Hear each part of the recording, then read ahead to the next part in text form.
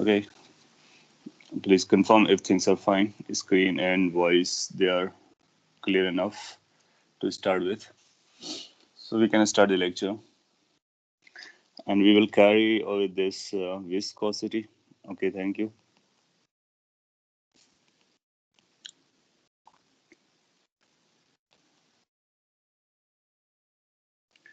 Last class में आपको viscosity का इंट्रोडक्शन बोला था, उसको क्विकली मैं रिवाइज करा देता हूँ एंड देन उसको आगे बढ़ेंगे.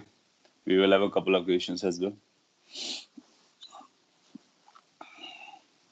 So viscosity is property of fluid जो resist करता है relative movement of the layer, ऐसा explain किया होगा.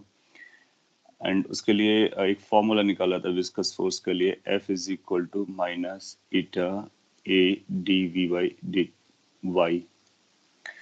इस पे कौन कौन से टर्म है, उनका क्या मीनिंग है, वो अपने को याद रखना है. F is a force because of viscosity, so you can write eta for viscosity if you want. So that's the force due to viscosity is equal to this minus is because of opposition, or you can say कि dy dt या जो velocity gradient है वो negative है. यहाँ पर जो ईटा आ रहा है that's called coefficient of viscosity, या फिर आपने देखा था इसके डेरिवेशन के लिए. बेसिकली इसका ऐसा कोई डेरिवेशन नहीं है, ये एक फॉर्मूला है और इस पे ऐसा बोला जाता है कि जो विस्कोसिटी फोर्स होता है वो that is proportional to area and proportional to velocity gradient. तो ईटा जो आता है वो प्रोपोर्शनलिटी कांस्टेंट जैसा आता है. सो इसको प्रोपोर्शनलिटी कांस्टेंट आप बोल सकते हो या फिर कोएफिशिएंट ऑफ विस्कोसिटी बोल सकते हो या विस्कोसिटी कोएफिशिएंट बोल सकते हो. ईटा के बारे में इसका डायमेंशन, यूनिट एंड डायमेंशन के लिए खास इम्पोर्टेंट पॉइंट होता है. कई बार एग्जाम में, कई सारे एग्जाम में पूछ लेता है कि ईटा का डायमेंशन बताइए, इसका यूनिट बताइए एंड ऑल दैट थिंग. तो इसका यूनिट हम बता सकते हैं. अगर आपसे कोई पूछता है कि इसका यूनिट बताइए, सो उसके यूनिट के लिए हम फोर्स का यूनिट लिखेंगे, एरिया के यूनिट से डिवाइड करेंगे और इस वेलोसिटी ग्रेडियंट का यूनिट को यूज करेंगे. तो सर्च कर सकते हो, क्या पता कर सकते हो. अच्छा, उसके बाद जो इस पे इन्वॉल्व है वो ए है. ए के बारे में हम लोगों ने बात कर रखी है. ये लेयर का एरिया होता है, layer area. This is not the cross sectional area, this is the area of the layer. जिस फॉर्म में हम उसको देख रहे हैं लिक्विड के फ्लो को. जैसे ओपन चैनल में देखा था कुछ रेक्टेंगुलर लेयर आई थी. और डी वाई के बारे में बात करेंगे. So that's called velocity gradient. That means how velocity changes with respect to height. So अगर लिक्विड फ्लो कर रहा है तो लेंथ या हाइट के रिस्पेक्ट में वेलोसिटी किस तरह से वैरी कर रही है उसको वेलोसिटी ग्रेडियंट के नाम से जानते हैं. जहाँ तक वेलोसिटी ग्रेडियंट के यूनिट का सवाल है वो आप इजीली कैलकुलेट कर सकते हो. ये भी पूछा जा सकता है कि वेलोसिटी ग्रेडियंट का यूनिट बताइए, यूनिट एंड डायमेंशंस में. तो ऊपर ये वेलोसिटी है और ये डिस्टेंस है, तो आप पाओगे metre per second by metre आएगा, तो ये पर सेकेंड आती है, पर सेकेंड, जिसको आप ऐसे लिख सकते हो सेकेंड इनवर्स. ना वेलोसिटी ग्रेडियंट का जो यूनिट आ रहा है वो पर सेकेंड आ रहा है. एरिया का यूनिट मीटर स्क्वायर होता है और फोर्स का यूनिट न्यूटन होता है. तो अब आप इसका यूनिट लिख सकते हो कि इसके यूनिट में हमको लिखना होगा newton divide by metre square into per second. कुछ इस तरह से आप लिख सकते हो. So this will get converted into newton second per metre square. आप चाहो तो इसको न्यूटन को भी कन्वर्ट कर सकते हो K G and other dimensions that you know. So ये बनेगा K G metre per second square, that's newton, into second divide by metre square. So this will get converted into K G into, एक metre cancel out हो जा रहा है और एक second भी कैंसिल आउट हो जा रहा है, तो ये के जी पर मीटर सेकेंड आ जाएगा. सेकेंड भी डाउन साइड आ जाएगा ना. यस. तो इसका जो डायमेंशन आ जाएगा वो मीटर, दिस केजी पर मीटर पर सेकेंड आ जाएगा. इसको अगर यूनिट डायमेंशन वाइज लिखोगे तो आप ऐसे लिख सकते हो, m for mass, l for length, t for time. So ये डायमेंशनल फॉर्मूला भी सिंपल है, इसको आप प्रैक्टिस करके याद भी रख सकते हो और अदरवाइज कैलकुलेट भी कर सकते हो कभी भी टाइम, किसी भी टाइम पर कि कितना वैल्यू लेके जाने वाला है. ना इसको अगर ये आपने जो लिखा हुआ है ये मीटर पर सेकेंड ऐसा यूनिट पर है, इनकेस आप चाहो तो इसको सीजीएस यूनिट पे भी कन्वर्ट कर सकते हो। तो इसको ग्राम में कन्वर्ट करना पड़ेगा, 1000 कर दोगे, इसको सेंटीमीटर में कन्वर्ट करना पड़ेगा, 100 कर दोगे, तो ये 10 टाइम्स आ जाएगा। सो ये जो फॉर्मूला है या फिर जो यूनिट है 1 kg पर मीटर सेकेंड, ये ऐसा यूनिट है। This is going to be equal to 10 times gram per centimetre second. ये जो ग्राम पर सेंटीमीटर सेकेंड है ना, ये सीजीएस यूनिट है। इसको पॉइस भी कहते हैं, तो जनरली इसको पॉइस के टर्म में लिखा जाता है। So this is known as poise. Point is कि 1 ऐसा unit is equal to 10 poise. So अगर पॉइस में दिया होगा तो हम ऐसा यूनिट में कन्वर्ट कर लेंगे, ऐसा यूनिट में दिया होगा तो पॉइस में कन्वर्ट कर लेंगे, और इस तरह से कन्वर्जन इंपॉर्टेंट है। ये पॉइस ईटा का एक पॉपुलर यूनिट है जो कि सीजीएस यूनिट है, उसको हम लोग याद रख सकते हैं। बाकी लेयर एरिया से आप अवेयर हो गए। विस्कोस ये वेलोसिटी ग्रेडियंट के बारे में मैंने आपको बताया था। वेलोसिटी प्रोफाइल देखना होता है, वेलोसिटी प्रोफाइल के हिसाब से जनरली आपको लीनियर वेलोसिटी प्रोफाइल देगा। तो लीनियर वेलोसिटी प्रोफाइल केस के लिए डी की वैल्यू कैसे कैलकुलेट करते हैं लास्ट क्लास में आपको बताया, राइट। इस पर बेस्ड आपको एग्जांपल दे देते हैं। एरिया के बारे में आप बात करना चाह रहे, मैं एक्सप्लेन कर देता हूँ। ऐसा यूनिट का नाम भी देते हैं लोग जनरली। आप इसको केजी मीटर सेकंड में आप यूज कर सकते हो और वो भी चलेगा। पॉपुलरली इसको पॉइस नाम से लोग बुलाते हैं, और पॉइस वो सीजीएस के नाम पे चलती है। एरिया के लिए अगर हम आपसे बात करें तो सपोज के लिए ओपन चैनल है। एरिया को थोड़ा सा और डिटेल में देख लेते हैं। सो ओपन चैनल में अगर लिक्विड इस तरह से जा रहा है, पाइप्स के थ्रू भी लिक्विड कैसे जाएगा वो भी देख लेंगे। सो लेट्स से कि ये चैनल है, ये अपने को जो दिख रहा है, लेट्स से इधर किसी वेलोसिटी v से जा रहा है। ये जो वेलोसिटी v होगी अलग अलग लोकेशन की अलग अलग आ जाएगी। In case you visualise this top layer, तो अपने को जो दिख रहा है वो साइड व्यू दिख रहा है। क्या ये टॉप लेयर कुछ ऐसी आएगी? क्योंकि ये जो लिक्विड फ्लो कर रहा होगा वो किसी एक लेवल पे फ्लो कर रहा होगा, राइट। जैसे कि ये आपको रेड कलर का जो ग्राउंड दिखाया गया है, वो ग्राउंड भी कुछ ऐसा ही होगा, इनसाइड जाता हुआ, and then you will find कि कुछ ऐसा जाता हुआ। और ये सारा लिक्विड इसी के थ्रू आगे जा रहा है, लेयर वाइज आगे बढ़ रहा है। So this is the layer I am talking about. इसी लेयर का एरिया अपने को कैलकुलेट करना होता है। This is a height h। Top layer की हम लोग बात कर रहे हैं। बॉटम लेयर की बात करेंगे तो बॉटम लेयर यहाँ पे बन रही होगी समवेयर लाइक दिस, ओके। सो जो लेयर के एरिया आएगा उसको कैलकुलेट करेंगे। सपोज कर लीजिए कभी आपको ऐसा बोलता है कि ये एल लेंथ हम लोग कंसीडर कर रहे हैं, this is length L and this dimension is let's say b. So how much the area we are going to write it as?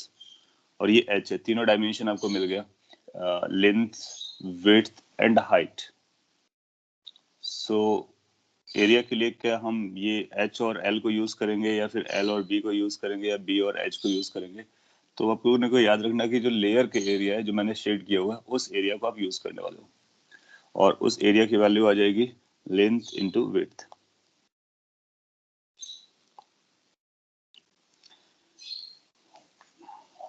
This is the area of the layer in which form this liquid is moving. Is it area in contact with body? यहाँ पे body अगर आप नहीं भी रखते हैं तो चलता है। In this flow you might be getting no body at all, so liquid flow कर रहा होगा। ऐसा बोल सकते हो, ग्राउंड को अगर आप समझना चाह रहे हो तो ग्राउंड के कांटेक्ट पर जितना चल रहा है, यस इस टर्म में समझ सकते हो कि ग्राउंड के कांटेक्ट पर कितना चल रहा है, वही उसी फॉर्म पे लेयर चल रही होगी। और अदरवाइज भी देख लो। सपोज कर लीजिए हम दूसरे एग्जांपल पिक करते हैं आपके लिए। आपने कुछ और भी लिखा हुआ है कि if the container is tapering then the area should be. देखो क्या होगा कि जिस लेयर को आप कैलकुलेट कर रहे हो उस लेयर के एरिया के बारे में हमको पता करना होता है, और उस लेयर का फोर्स कैलकुलेट करते हैं, क्योंकि आपको पता है ना ये फोर्स जो होता है उसमें वेलोसिटी ग्रेडियंट आती है, और वेलोसिटी ग्रेडियंट का मतलब हुआ कि जहाँ जिस लेयर की बात करोगे उस लोकेशन पर वेलोसिटी ग्रेडियंट चाहिए, उस लोकेशन का एरिया चाहिए, और इनको आपस में मल्टीप्लाई करेंगे तो उस लेयर पर लगने वाला विस्कस फोर्स आपको पता चलता है। तो ये सब लोकेशनल वैल्यूज हैं। एग्जाम्पल के तौर पर सपोज कर लीजिए कि हमने आपको इस तरह का चैनल दिया हुआ है, वेलोसिटी प्रोफाइल भी समझ लेते हैं, आप फ्यूचर के लिए काम आएगा। सपोज कर लीजिए ये पाइप है, पाइप से लिक्विड फ्लो कर रहा है आपका।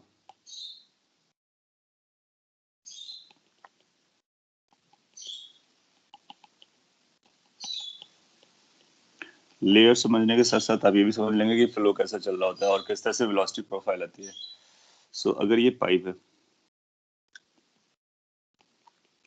लिक्विड इस डायरेक्शन में जा रहा है, सो वेलोसिटी प्रोफाइल के बारे में हम लोग पहले बात करते हैं कि वेलोसिटी प्रोफाइल कैसे बनेगी।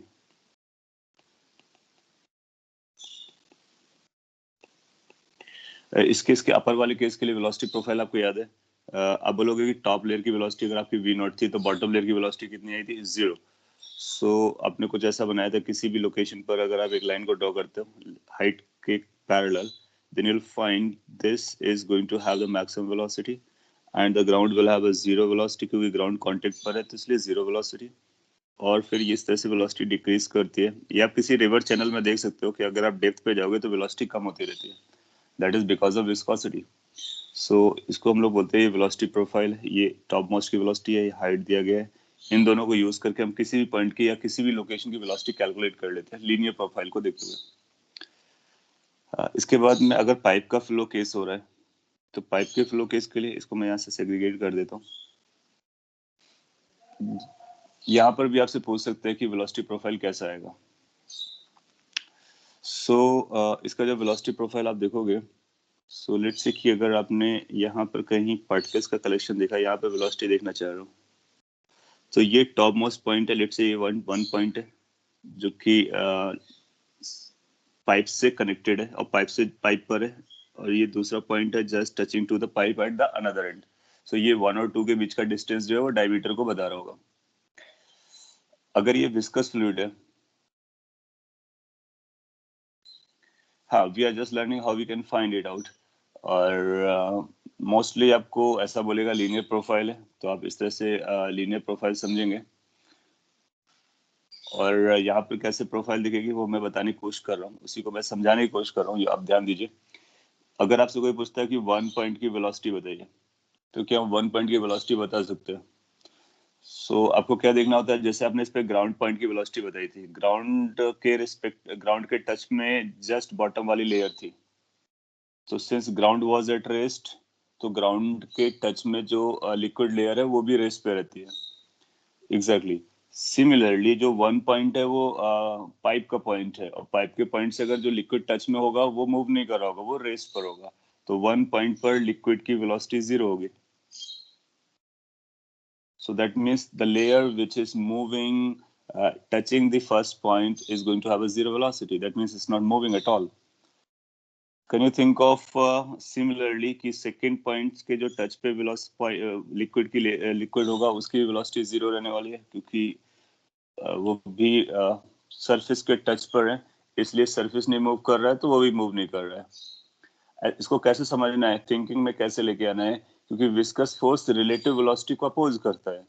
तो सिंस ये जो पाइप है उसका सरफेस मूव नहीं कर रहा है, तो उसके टच पे जो लिक्विड लेयर है वो भी मूव नहीं करेगी, क्योंकि रिलेटिव वेलोसिटी को क्रिएट नहीं करने देता है। एक तो ये पॉइंट अपने ब्रेन में रखना है। अच्छा, क्या ये सिलिंड्रिकल जो पाइप है, उस सिलिंड्रिकल पाइप में क्या ऐसे केवल 2 पॉइंट्स होंगे या और भी पॉइंट्स होंगे? Will there be only 2 points where the velocity is 0, or there are going to be n number of points? आप बोलोगे n नंबर ऑफ पॉइंट्स होंगे, और वो बेसिकली क्या वो सर्कुलर हो गए ऐसा? तो ये जो मैंने सर्कल जैसा दिखाया है, इस सर्कल के हर एक पॉइंट का वेलोसिटी कैसा रहा होगा? 0 रहा होगा। मोर ओवर, इस सर्कल को अगर आप इस तरह से इलोंगेट करा देते हैं तो ये सिलेंडर बन जाएगा। तो इस सिलेंडर से टच करने वाले जितने भी पॉइंट्स हैं सभी की वेलोसिटी 0 होगी। मोर ओवर ये सब सिमेट्रिकल केस है। तो जिस तरह से इसके डायमीटर से रिलेटेड रेडियस वाले पॉइंट्स बन रहे हैं, उनकी वेलोसिटी 0 आ रही है। सिमिलरली अगर आपने ये लेयर कंसीडर की, इसकी कुछ वेलोसिटी आएगी। Exactly similar layer down side होगी, उसकी भी कुछ वेलोसिटी आएगी। और आप इस लेयर को इमेजिन कर सकते हैं, जो लेयर मैंने ब्लैक कलर से बाद में बनाई है, एक लेयर है, और इस लेयर के हर एक पॉइंट की वेलोसिटी सेम रहेगी। जितनी टॉप मोस्ट पॉइंट की वेलोसिटी रहेगी, उतनी बॉटम वाले पॉइंट्स की वेलोसिटी रहेगी, और सर्कुलर फैशन में बराबर रहेगी। तो क्या आप इमेजिन कर सकते हो कि ये जो लिक्विड पाइप से फ्लो कर रहा है, वो कुछ ऐसी लेयर बना रहा है जो सिलिंड्रिकल लेयर्स हैं। तो यहाँ पर जो लिक्विड होगा वो सिलिंड्रिकल लेयर्स जैसा मूव कर रहा होगा। एक कैपिटल आर रेडियस की होगी, जो उसकी टोटल रेडियस है, उसकी वेलोसिटी 0 रही होगी। फिर कैपिटल आर से कम लेयर होंगे, कम रेडियस का होगा, कम रेडियस का होगा, बहुत सारी रेडियस होंगी, और हर रेडियस के करस्पॉन्डिंग एक सिलेंडर बन रहा होगा, और उस सिलेंडर को आप एक लेयर समझ सकते हो। अगर वो लेयर के फॉर्म में चल रहा है, तो इसकी जो लेयर होगी that will be in the cylindrical form. So यहाँ पर आप बोलोगे सिलेंड्रिकल लेयर्स बन रहे होंगे। मेरा पॉइंट ये बताने का था कि आप इमेजिन करो कि यहाँ पे सिलेंड्रिकल लेयर्स होंगी।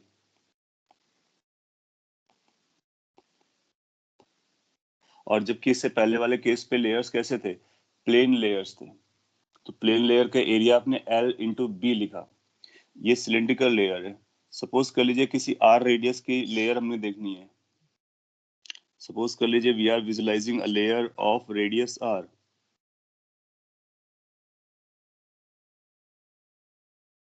So can you think of how much the area we are going to write for that layer?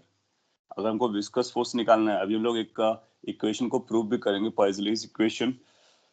तो आप देखोगे उसके एरिया की हमको जरूरत पड़ेगी। So can you think of the layer area required for any layer of radius small r? एक answer हमको मिला है 2 pi r into L। क्या आप समझ पाओगे? उसके लिए आप पाओगे कि इसकी लेंथ की अपने को जरूरत पड़ेगी। तो अगर लेंथ अपने को पता है, तो उसका एरिया बन जाएगा twice pi r into l. That is going to be the layer area in case of cylindrical pipe flow, or in case of this kind of flow, open channel flow, you can write this. Till now I just explained how to imagine the layers of flow. Generally you will get either pipe flow or fluid flow through a open channel. तो या तो plane layer आएगा या फिर cylindrical layer आएगा। Accordingly हम area लिख सकते हैं। इसके बाद प्रोफाइल को भी देख लेते हैं। आपने कुछ लिखा हुआ, पहले एक बार इसको मैं पढ़ लेता हूँ।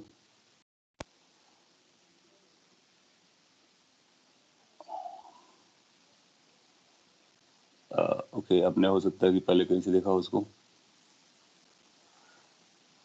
आपने कोई पिक्चर शेयर की, एक मिनट, आपने भी कुछ लिखा था, मैं उसको पढ़ लेता हूँ। हाँ, which liquids are not viscous? Is it possible less dense, less viscous? Okay, इस पे कई सारी कैटेगरीज होंगी, लाइक कि ये विस्कस है, नॉन विस्कस है। अभी जो मैंने इसके पहले प्रोफाइल बनाया है, वो भी मैं क्लियर कर देता हूँ। ये जो प्रोफाइल बनाया था प्लेन केस के लिए, ये विस्कस फ्लूइड के लिए बनाया था। और जब विस्कस होता है तो रिलेटिव मूवमेंट को अपोजिशन होता है। अगर ये नॉन विस्कस होगा, तो फिर जिस आप लेयर को वेलोसिटी देंगे, केवल वही लेयर चलेगी, बाकी लेयर मूव नहीं करेंगे। सो नॉन विस्कस केस में सभी लेयर इंडिपेंडेंटली मूव करती हैं, विस्कस केस में सभी डिपेंडेंटली मूव करती हैं। इसका जो अगर हम वेलोसिटी प्रोफाइल बनाएंगे, देन यू विल फाइंड कि इसका जो वेलोसिटी प्रोफाइल आएगा कुछ ऐसा आएगा। यहाँ पे बना देता। तो अगर आपने ये लाइन ड्रॉ की है, सो यहाँ पर 0 वेलोसिटी है, यहाँ पर 0 वेलोसिटी थी बॉटम पर, और बीच पर मैक्सिमम वेलोसिटी आएगी।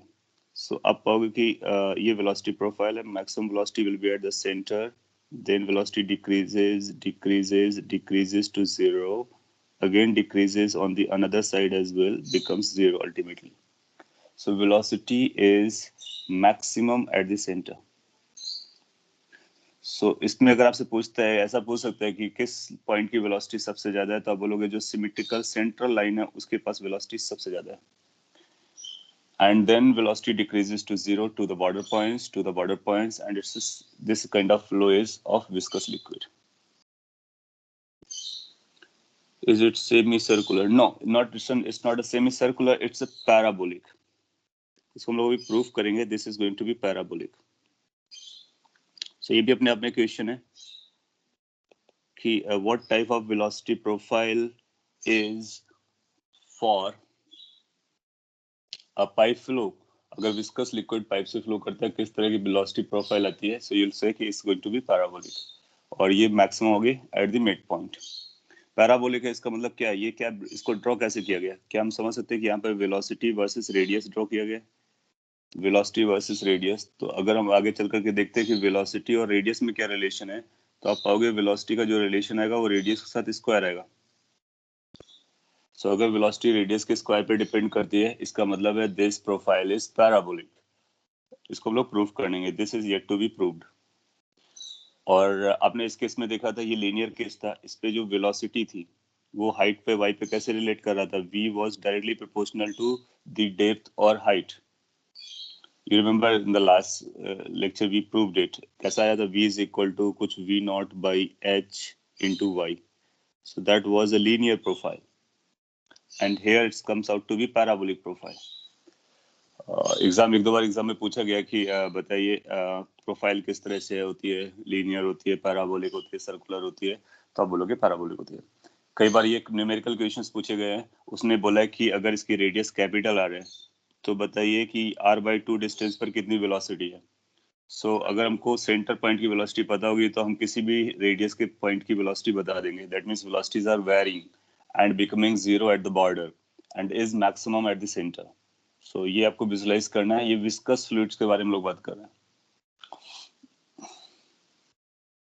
How we can find velocity gradient, तो उसके लिए दो तरह के क्वेश्चंस होंगे. या तो वो आपको वेलोसिटी प्रोफाइल का इक्वेशन दे देगा और बोलेगा कि आप बताइए वेलोसिटी ग्रेडियंट क्या है. तो अपने को क्या करना होगा, dv by dr कैलकुलेट करना होगा.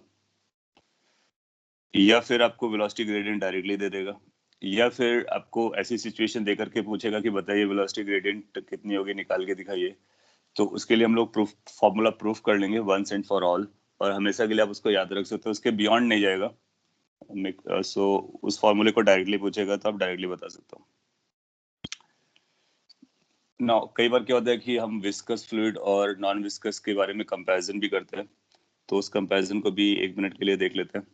सपोज कर लीजिए ये सिलिंड्रिकल पाइप वाला एक केस है और इसको मैं दो पिक्चर में ड्रॉ कर दे रहा हूँ. एक केस होगा विस्कस का, एक होगा नॉन विस्कस का. सो लेट्स से कि ये जो लिक्विड है रियल आइडियल लिक्विड है, दैट मींस नॉन विस्कस है, और ये रियल लिक्विड है जो कि विस्कस है. बेसिकली अपने को विस्कस से मतलब है. और ऐसा बोलता है कि इस पर भी फ्लूइड फ्लो कर रहा है और इस पर भी फ्लूइड फ्लो कर रहा है. अपने को दोनों की प्रोफाइल बतानी है. तो दोनों की प्रोफाइल में क्या डिफरेंसेस होंगे ये बताना है. सो जब कभी आप आइडियल को ड्रॉ करेंगे, सो आइडियल केस में क्या होता है ना, लिक्विड की जो लेयर्स होती है एक दूसरे से इन्फ्लुएंस नहीं होती है. सो सिंस एक दूसरे से इन्फ्लुएंस नहीं होती है तो इसकी जो वेलोसिटी प्रोफाइल आएगी उस पे अगर आप सेंटर पॉइंट की वेलोसिटी पकड़ते हो वही उसके ऊपर की वेलोसिटी होगी, वही टॉप मोस्ट पॉइंट की वेलोसिटी होगी, वही बॉर्डर मोस्ट पॉइंट की वेलोसिटी होगी. वहां पर रिलेटिव वेलोसिटी चल रही होगी. सो आप पाओगे कि सेंटर पॉइंट की अगर वेलोसिटी हमको पता है, सो हम बोलेंगे कि सभी पॉइंट की वेलोसिटी एग्जैक्टली बराबर आने वाली है. क्योंकि जिसने लिक्विड को फोर्स किया होगा मूव करने के लिए, तो उसने सभी लेयर्स को मूव किया होगा और सभी लेयर्स सेम वेलोसिटी से चलेंगे. सो वेलोसिटी ग्रेडियंट या वेलोसिटी प्रोफाइल जो आपको नजर आने वाली है, वेलोसिटी प्रोफाइल ऐसी नजर आएगी. सो this will be the velocity profile. That means all will have the same velocity v not. और जबकि विस्कस के बारे में बोलेगा तो विस्कस के बारे में हम लोगों ने बात किया कि हर एक पॉइंट की वेलोसिटी सेम नहीं आती है. इनफैक्ट मैक्सिमम वेलोसिटी कहाँ से आती है, maximum velocity comes at the centre point. और ये भी हम लोगों ने पता किया कि बॉर्डर पॉइंट की वेलोसिटी जीरो होती है. तो जीरो से लेकर के मैक्स, मैक्स से लेकर के फिर से zero. So this is how the velocity varies in case of different type of fluids, whether they are viscous or non-viscous.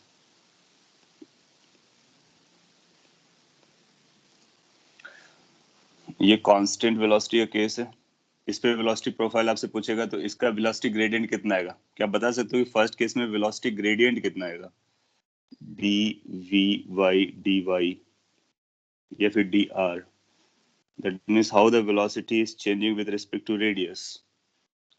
So that's zero. That means velocity is not changing with respect to radius. Since velocity is not changing with respect to radius, meaning what? Meaning is simple. That means viscous force is zero. तो viscous force zero लगता है। और यहाँ पर आप पाओगे कि dv by dr radius के साथ ये चेंज करता है and we will prove it कि ये r स्क्वायर पर डिपेंड करता है। ये पैराबोलिक होता है।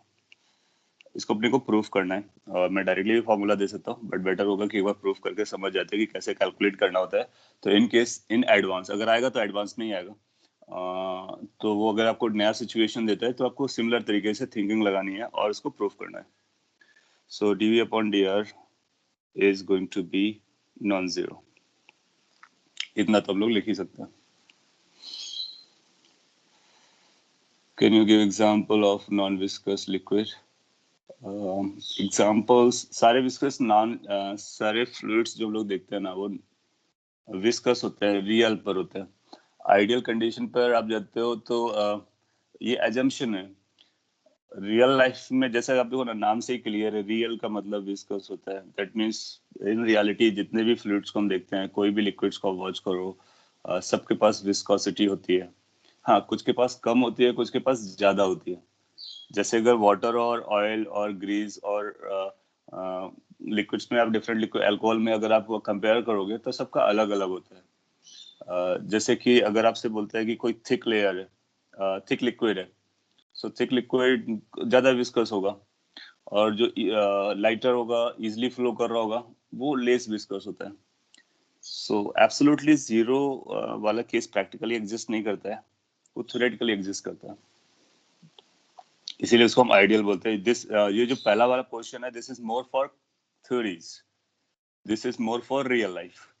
तो ये आपके साइंस के लिए है और दूसरा वाला इंजीनियरिंग के लिए। साइंस में हम लोग आइडियल कंडीशन से स्टार्ट करते हैं, फिर इंजीनियरिंग में हम लोग रियल कंडीशन की तरफ जाते हैं। So there is a relative difference but not absolutely zero. Sir least viscous liquid कौन सी होती है? ये जो विस्कोसिटी होती है ना वो एक्सपेरिमेंट द्वारा कैलकुलेट की जाती है। तो आप ऐसा बोलोगे जिसका विस्कोसिटी कोएफिशिएंट कम होगा वो हमारे लिए लीस्ट विस्कस होगा। और अगर आप फैक्चुअल इंफॉर्मेशन जानना चाहते हो तो आप गूगल कर सकते हो कि प्रेजेंट टाइम पर कौन सा फ्लूइड लिक्विड जो है वो लीस्ट विस्कस है। क्योंकि क्या होता है कि डे टू डे चीजें नए नए टाइप्स के मिक्सचर्स भी आ रहे हैं, नए नए टाइप्स के फ्लूइड्स को भी है ऑब्जर्व किया जा रहा है। सो आफ्टर कैलकुलेशन दे डिसाइड्स कि किसका विस्कोसिटी कोएफिशिएंट कम है। सो वो आपसे पूछेगा ना एग्जाम में कि बताइए कि किसका लीस्ट होता है किसका नहीं होता है। अगर आपको क्यूरियोसिटी है you can search on this Google, you will find कि एक लिस्ट आ जाएगी जिसमें विस्कोसिटी की कोएफिशिएंट की वैल्यूज दी गई होंगी और जो लिस्ट होगा वो आपको वहाँ पे पता चल जाएगा। Is superfluid helium? Well, I'm not sure, so I won't be able to comment कि exactly वही है या फिर कोई और भी हमारे पास अवेलेबल है जो उससे कम विस्कोसिटी लेके चलता है। So you need to check again, or if you are asking me, so I can check and then can let you know कि exactly कौन सा है। The reason being कि बहुत सारे इस तरह से आइडेंटिफिकेशन में आ रहे हैं। Viscous forces act only between fluid and objects are also। So जो विस्कस फोर्स होते हैं वो फ्लूइड्स के बीच में लग रहे होते हैं। फ्लूइड्स बोले तो liquid as well as gases के बीच में लग रहे होते हैं। Superfluid helium with zero viscosity. हाँ, अगर ऐसा केस है तो फिर आप उसको याद रख सकते हो सुपर फ्लूइड हीलियम को कि वो जीरो विस्कोसिटी का है। एग्जाम में अगर क्वेश्चन करेगा ना तो आपको बताएगा कि लाइक फिजिक्स के लिए पॉइंट ऑफ व्यू से बोल रहे हैं, वो इतना आपको प्रिज्यूम करके नहीं चलेगा कि like you remember that thing. बोलेगा वो जीरो विस्कोसिटी का है या फिर गिवन विस्कोसिटी का है। चलेगा। सो हम लोग आगे बढ़ते हैं। एक एग्जांपल कराना चाह रहे थे न्यूमेरिकली। सपोज कॉलेज आपसे कहता है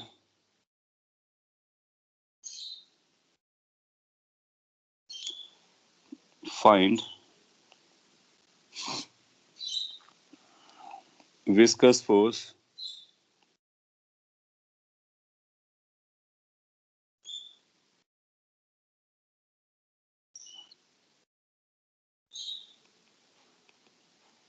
acting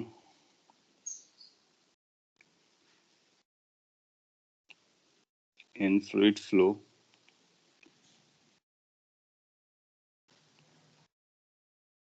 as shown below। एक पिक्चर में बना के दे देता हूँ और उस पर कुछ वैल्यूज लिख देता हूँ और आपको बस यूज करके उन वैल्यूज को ये बता देना है कि how much the viscous force is going to act. ऐसा बोलता है कि अपने पास ये फ्लूइड है और ये जो टॉप लेयर है इसकी वेलोसिटी 20 सेंटीमीटर पर सेकेंड है। ये हाइट या डेप्थ या फिर जो भी आप बोले ये 40 सेंटीमीटर है और इसका जो विस्कोसिटी कोफिशिएंट है ये इस डायरेक्शन में जा रहा है। ऑफ कोर्स डायरेक्शन बना दिया। इसका जो विस्कोसिटी कोफिशिएंट है that has been given as let's say 100 poise। yes और इसका जो टॉप लेयर एरिया है सो लेयर एरिया भी मैं दे देता हूँ। लेयर एरिया इज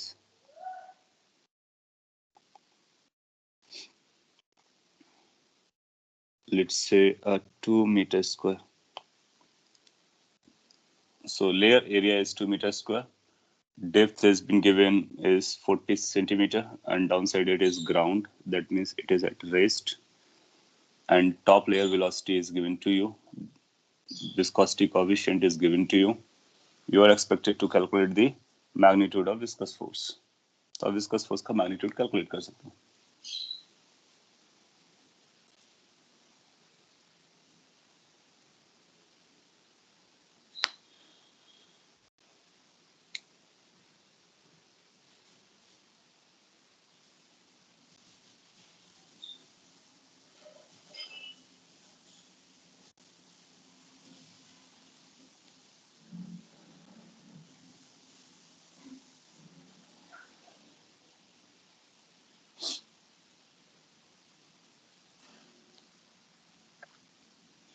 10 न्यूटन एक आंसर आ रहा है।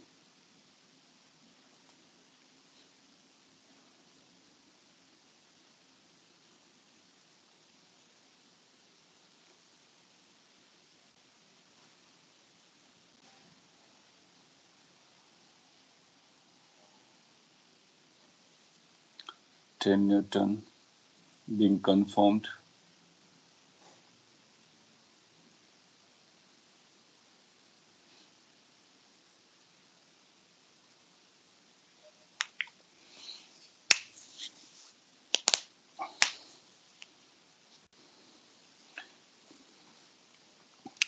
So good, what you need to do is this,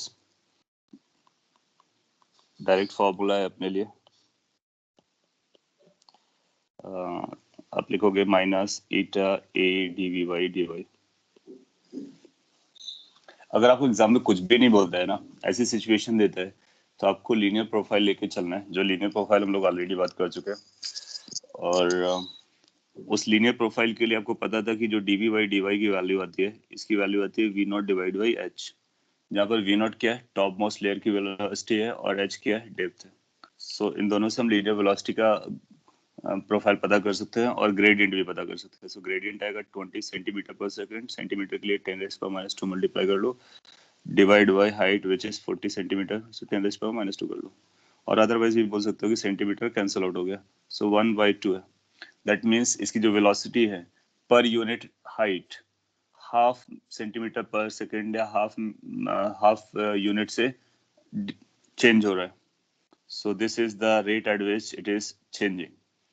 now area के बारे में क्या है, एरिया आपको डायरेक्टली दे दिया गया, विस्कोसिटी कोएफिशिएंट क्या है वो आपको डायरेक्टली दे दिया गया, पॉइस में दिया गया, इसको एसआई में कन्वर्ट कर देंगे तो एसआई पे ये कितना हो जाएगा, eta is equal to 100 poise. So इसको आप लिख सकते हैं 10 इंटू 10 पॉइस। 10 पॉइस को हम एसआई यूनिट में लिखेंगे तो this is going to be 10 kg per metre second. So इसको हमने को 10 प्लेस कर देने का। सो अपना आंसर कितना हो जाएगा, F is equal to minus eta, eta की जगह आप टेन लिख लीजिए और ए के प्लेस पर 2 लिख लीजिए, वेलोसिटी ग्रेडियंट की जगह हाफ लिख लीजिए। So this came out to be minus 10 newton. Magnitude अगर आपको बताना है, so magnitude is going to be equal to F is equal to 10 newton. So अगर बोलता है विस्कस फोर्स बताइए तो हम माइनस 10 बता देंगे, और मैग्नीट्यूड पूछता है तो 10 बता देंगे, और डायरेक्शन पूछता है तो किस लेयर पे आपसे बात बताना है उस लेयर के बारे में बात कर सकते हैं। तो ये रिलेटिव मोशन को अपोज करने के डायरेक्शन में एक्ट कर रहा होता है। So 10 newton is the correct answer. So this is how we can calculate it कि जो आपके लिए जो चैलेंजिंग होगा वो वेलोसिटी ग्रेडियंट होगा, और वो लीनियर केस के लिए बहुत आसान हो जाएगा। और बाकी सारे नंबर्स ए के बारे में भी ख्याल करना है। यहाँ पे मैंने ए डायरेक्टली दे दिया था, कई बार वो बोलेगा कि इतना विड्थ है और इतना लेंथ है, तो विड्थ और लेंथ को यूज करके भी बता सकते हो। इसके बाद नेक्स्ट जो है वो स्टोक्स लॉ है। ये भी विस्कोसिटी से रिलेटेड है। द टर्म हाइड्रोडायनेमिक ड्रैग, हाँ बिल्कुल हम लोग भी बात करेंगे। अभी थोड़ा सा और भी हम लोग एयर के बारे में बात करने वाले हैं। जैसे आपने पूछा था कि ये विस्कस फोर्स क्या फ्लूइड्स पे भी केवल लिक्विड पे लगता है या गैसेस पे भी लगता है, तो ये गैसेस पे भी लगता है और सारे फ्लूइड्स पे लगता है, लिक्विड गैसेस दोनों पे लगता है। और इसका एक प्रैक्टिकल एग्जाम्पल है, आपकी रियल लाइफ का एग्जाम्पल है। तो उससे आपको इसको फील करने में या इसको इंटरनलाइज करने में काफी हेल्प मिलेगी। मैं 2 मिनट में इसको पहले एक्सप्लेन वो सिचुएशन आपके सामने रखता हूँ, फिर स्टोक्स लॉ को बताता। सिचुएशन सपोज कर लीजिए कि रेनी डेज में आप एयर ड्रॉप्स जो फॉल करते हैं रेन वाटर की, उनको ऑब्जर्व कर रहे हो। तो अगर एक रेन ड्रॉप्स को आप वॉच करते हो जो कि क्लाउड से फॉल कर रहा है, उसकी ये वेलोसिटी के बारे में बात करते, और ये सपोज कर लीजिए उसकी वेलोसिटी आप कैलकुलेट करना चाह रहे हो जब वो फॉल करता है ग्राउंड पे। इसको अगर आप एस्टिमेट करने की कोशिश करते हो तो आप ऐसा एस्टिमेट कर सकते हो रफली कि लाइक जो क्लाउड्स होते हैं वो काफी हाइट पर होते हैं, और ये क्लाउड्स जब कंडेंसेशन होता है, सो ये जो ए वेपर फॉर्म में रहते हैं उससे फिर ये लिक्विड फॉर्म में कन्वर्ट होते हैं। लिक्विड फॉर्म में कन्वर्ट होने के बाद ये ड्रॉपलेट्स बनते हैं, ड्रॉपलेट बनने के बाद ये डाउन साइड फॉल करते हैं। और अगर हम बहुत बेसिक वेपर जितना भी अभी तक हम लोगों ने लर्न किया है उसके अकॉर्डिंग हम लोग समझने की कोशिश करते हैं, तो लेट्स से कि एक ड्रॉप ये क्लाउड से अलग हुई है और ये ड्रॉप को फिर वर्टिकली डाउन मोशन परफॉर्म करते हुए नीचे आना है। अगर आप इस पर कैलकुलेशंस करना चाहें तो आप पाओगे कि ये हाइट आपको जानने की जरूरत है। लेट्स से एस्टिमेट करने की कोशिश करते हैं। एस्टिमेशन इज थिंग जिसमें हम रफली वैल्यूज को कैलकुलेट करते हैं, प्रिसाइजली कैलकुलेट नहीं करते हैं, बट एक आइडिया लेने के लिए कि ये वी कितना है। जैसे कि क्या ये we 5 to 10 metre per second है, या फिर let's say 100 approximately 100 metre per second है, या 1000 मीटर पर सेकेंड है, या उससे भी ज्यादा है। सो एक आइडिया लगेगा अपने को कि इसकी वेलोसिटी छोटा होता है, बड़ा होता है, बहुत बड़ा होता है या बहुत छोटा होता है। सो अगर आप इस बेसिक कैलकुलेशन के साथ आगे बढ़ते हो,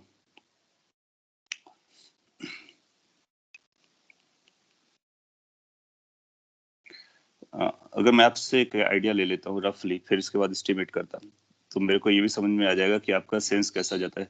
लेट्स से अगर एस्टिमेटेड वैल्यूज के बारे में बताया जाता है कि वी की वैल्यू के बारे में बताइए, तो एबीसीडी में कौन सा अप्रोप्रिएट ऑप्शन हो सकता है कि जो वी की वैल्यू होगी it will be close to 10 metre per second, close to 100 metre per second. Real life में आप क्या इमेज ऑब्जर्व करते हो, या फिर close to 1000 metre per second, या फिर close to 10,000 metre per second.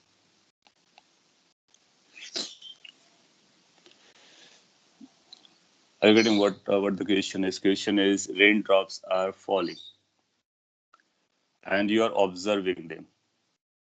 If you are observing them, their velocity you are going to put in which bracket? 10 meter per second, or maybe like 100 meter per second, or 1000 or more than that. ये आपका real observation के basis पर आप observe कीजिए, फिर इसके बाद calculation के बेसिस पर हम लोग देखेंगे। रियल में आप कैसे कनेक्ट कर सकते हो? सपोज कर लो जो आप बाइक से जा रहे हो और बाइक में अगर आप 10 kilometre let's say 100 kilometre per hour जाते हो, 100 किलोमीटर पर आवर, तो आपको एक स्पीड नजर आती है कि 100 की स्पीड से जा रहे हैं, कितना ज्यादा है।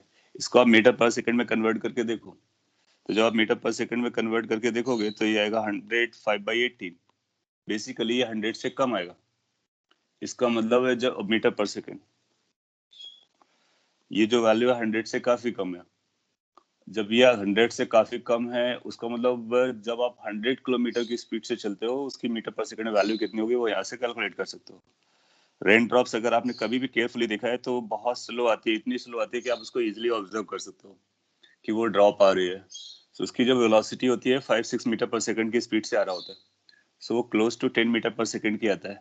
100 मीटर पर second is very very high speed, it's like a bullet speed. जो गन से बुलेट निकलती है वो 100-200 मीटर पर सेकंड से चलती है। इतनी स्पीड होती है कि हम लोग देख भी नहीं पाते। और 1000 मीटर पर सेकंड इज लाइक बहुत बड़ी स्पीड। आपकी साउंड की स्पीड 300 मीटर पर सेकंड होती है, उससे भी 3 times, like something we can not see. और 10,000 तो बहुत ही ज्यादा हो गया मीटर पर सेकंड में। इसका मतलब है हम डायरेक्टली ऑब्जर्वेशन से कह सकते हैं कि जो भी आंसर आएगा वो 10 मीटर पर सेकंड के रेंज में होगा, उससे ज्यादा नहीं हो सकता है, बिल्कुल नहीं हो सकता है। सो पॉइंट इज कि ये रफली 10 मीटर पर सेकंड की स्पीड से होता है, और आप पाओगे कि उससे भी कम ही होता है, ज्यादा नहीं होता। एनीवे, अगर हम इसको एस्टिमेट करते हैं, ये तो आपका प्रैक्टिकल ऑब्जर्वेशन था, हो सकता है आपको BCD भी लगाओ। तो now you change yourself कि 100 metre per second is very even aeroplanes they are not flying with 100 metre per second. 100 metre per second is a very high speed. Anyway, 1000 becomes too much. So yes, let's estimate कि ये cloud की height रफली कितनी होती है, रफली। सो अगर आप देखोगे क्लाउड्स की जो हाइट होती है वो 2 किलोमीटर्स के ऊपर ही रहता है, वो 10 किलोमीटर्स तक जाता है, 12 किलोमीटर्स तक जाता है। जो हाईएस्ट वाला होगा अगर उसको आप देखोगे तो रफली 10 किलोमीटर्स तक ले सकते हो आप, रफली।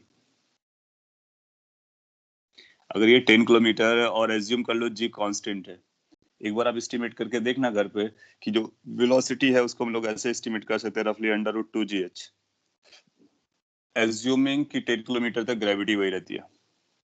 सो अगर इसको हम इस तरह से रफली कैलकुलेट करते हैं, so can you estimate how much this value is going to be. ये 10 है और ये 10 किलोमीटर भी अगर आप ले लेते हो तो इतना हो जाएगा। सो 5 जीरोस आ रहे हैं, 5 जीरोस में से 3 जीरोस बाहर आ जाएंगे, ये रफली 100 के ऑर्डर का आएगा मीटर पर सेकेंड। मैंने एग्जैक्ट कैलकुलेशन नहीं की, आप कर सकते हो। 100 से थोड़ा सा ज्यादा आएगा, √20 का कुछ वैल्यूज लोगे 300-200 के आसपास आ जाएगा। सो पॉइंट इज कि ये जो वैल्यू आ रही है ये रियल लाइफ से मैच नहीं करती है। सिंस ये रियल लाइफ से मैच नहीं करती है, इसका मतलब है कि जब ये डाउन साइड आ रहा होता है, जब ये डाउन साइड आ रहा होता है तो आप पाओगे कि केवल ग्रेविटी फोर्स नहीं लग रहा होता है, उस पर एक विस्कस फोर्स भी लग रहा होता है। तो जो विस्कस फोर्स होता है उसके एक्सेलरेशन को कम करता है। तो जब इसका हम फ्री बॉडी डायग्राम बनाएंगे तो आप पाओगे कि इस पर एक ग्रेविटी फोर्स तो नीचे लगेगा लगेगा, एक विस्कस फोर्स लग रहा होता है। ये जो विस्कोसिटी वाला फोर्स है ये क्या करता है कि इस ड्रॉप की वेलोसिटी को कांस्टेंट कर देता है। एक हाइट तक इसकी वेलोसिटी को बढ़ाता है, उसके बाद ये कांस्टेंट वेलोसिटी से नीचे आता है। इसको हम लोग अभी लर्न करने वाले हैं, ये कांस्टेंट वेलोसिटी से नीचे आएगा। सो जो ड्रॉप्स आते हैं they come with the constant velocity. इसको कई बार लोग एयर रेजिस्टेंस भी बोल सकते हैं या फिर एरोडायनेमिक्स ड्रैग भी कह सकते हो, but actually this is viscous force and it is due to viscosity of the gas. कितना होगा कैसा होगा वो आपको स्टोक्स लॉ बताता है कि आप इसको कैलकुलेट करके बता सकते हैं कि ये वेलोसिटी कितनी आने वाली है। दूसरा जो सबसे इंपॉर्टेंट पॉइंट है, ये एग्जाम में भी पूछा जा सकता है, ये एयर ड्रॉप का, रेन फॉलिंग का। तो वो आपसे ऐसा पूछेगा कि जब ये वेलोसिटी नीचे आ रहा था, लास्ट वाली वेलोसिटी, लेट्स से कि आपसे पूछता है कि इसके पास एक्सेलरेशन a है, इस a के बारे में अपने को बताना है कि a की वैल्यू क्या होगी। Acceleration when it is falling on the ground, तो उसके बारे में ऐसा ऑप्शन देगा कि a की वैल्यू g के बराबर होगी। फिर ऐसा ऑप्शन देगा कि a की वैल्यू g से बड़ी होगी,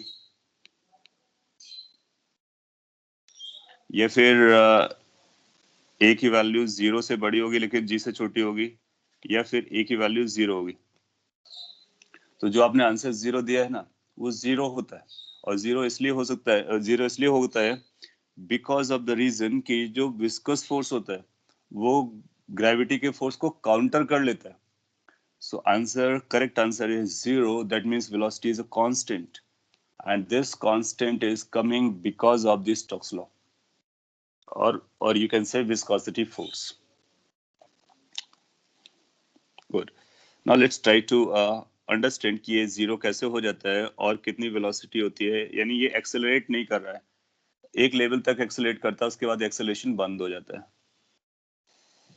हाँ, टर्मिनल वेलोसिटी, जो टर्मिनल वेलोसिटी वाला पॉइंट आपने यूज किया है, उसी को हम लोग कैलकुलेट करने की कोशिश कर रहे हैं। ये केवल रेन ड्रॉप के लिए नहीं है, इस पर बेस्ड क्वेश्चन आपको एग्जाम में आता है, तो वो स्टोक्स लॉ से गवर्न होता है। स्टोक्स लॉ क्या क्या बोलते हैं उनके बारे में बाद में बोल देता हूँ। ये एक फॉर्मूला अपने को देते हैं। इट सेज, मैं शॉर्ट में लिखने की कोशिश करता हूँ, the viscous force acting on a spherical body। तो इनके लिए जो इंपॉर्टेंट है वो स्फेरिकल बॉडी है। The viscous force acting on a spherical body which is moving in a viscous fluid। Viscous fluid means viscous liquid हो सकता है, viscous gas हो सकती है। Is given by the viscous force acting on a spherical body which is moving in a viscous fluid is given by F is equal to 6 pi eta r v। खास important formula है, इसको आपने unit and dimension में भी देखा होगा, और इसका जो प्रूफ आता है वो यूनिट एंड डायमेंशन से ही आता है। इसका सच कोई और प्रूफ नहीं है अपने पास। दिस कैन बी प्रूव्ड और basically verified by using dimensional analysis. इसका जो डेरिवेशन है वो डायमेंशनल एनालिसिस से किया गया था कि ये विस्कोसिटी पे डिपेंड करेगा, रेडियस पे डिपेंड करेगा, वी पे डिपेंड करेगा। फिर फॉर्मूला निकाला गया बाय एक्सपेरिमेंट्स। ये पता किया गया कांस्टेंट की वैल्यू क्या होती है, क्योंकि आपको पता है कि unit and dimension is not able to explain or decide what is a constant. So constant has been decided in the experiment, using the experiments in the laboratory. So ये जो फोर्स है इसको भी आप ईटा लगा देंगे तो ये विस्कस फोर्स हो जाएगा। 6 पाई, नंबर्स क्या है या जो पैरामीटर्स क्या है उनके बारे में बात कर लेते हैं। सो 6 pi is a constant, eta is a viscosity. किसका विस्कोसिटी होगा? फ्लूइड का, क्योंकि बॉडी का विस्कोसिटी नहीं होता है, फ्लूइड का होता है। सो फ्लूइड का विस्कोसिटी हो जाएगा। आर क्या होगा? R is the radius of the spherical body. So R is radius.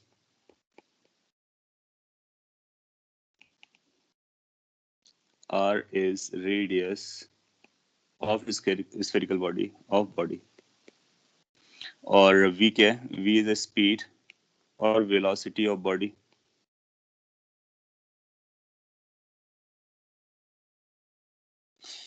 सो आपको ये पता होगा, इसके अकॉर्डिंग हम इसकी वैल्यू बता देते हैं। ये आपका मैग्नीट्यूड पता चलता है। अगेन जब कभी कोई वेक्टर क्वांटिटी आती है तो अपने को मैग्नीट्यूड, डायरेक्शन और पॉइंट ऑफ एक्शन सब पता करना होता है। सो ये फोर्स है, तो फोर्स का मैग्नीट्यूड आपको पता चल गया, दैट्स मैग्नीट्यूड। डायरेक्शन के बारे में क्या बोलेंगे वहां पे लिख देते हैं। Direction is, it acts opposite to the direction of velocity। सो ये वेलोसिटी के अपोजिट डायरेक्शन में एक्ट करता है, क्योंकि ये रेजिस्टिव फोर्स है, ड्रैग फोर्स है, इसलिए वेलोसिटी को अपोज करने की कोशिश करता है। तभी आपने देखा हो इस वाली फिगर में हमने जो रेन ड्रॉप का एफबीडी बनाया तो एमजी नीचे दिखाया और विस्कस फोर्स अपसाइड दिखाया। सो अपसाइड इसलिए दिखाया क्योंकि it's falling down side, so it's opposes the velocity. So magnitude और डायरेक्शन लगा लेंगे। पॉइंट ऑफ एक्शन क्या होता है? ये सभी पॉइंट पर एक्ट करता है जहां जहां पर ये विस्कस लिक्विड टच कर रहा होता है, फिर उसका कलेक्टिव सेंटर निकाल सकते हैं। सो अभी आप ये समझ के रखेंगे कि it acts at different points where the fluid is in contact with the body.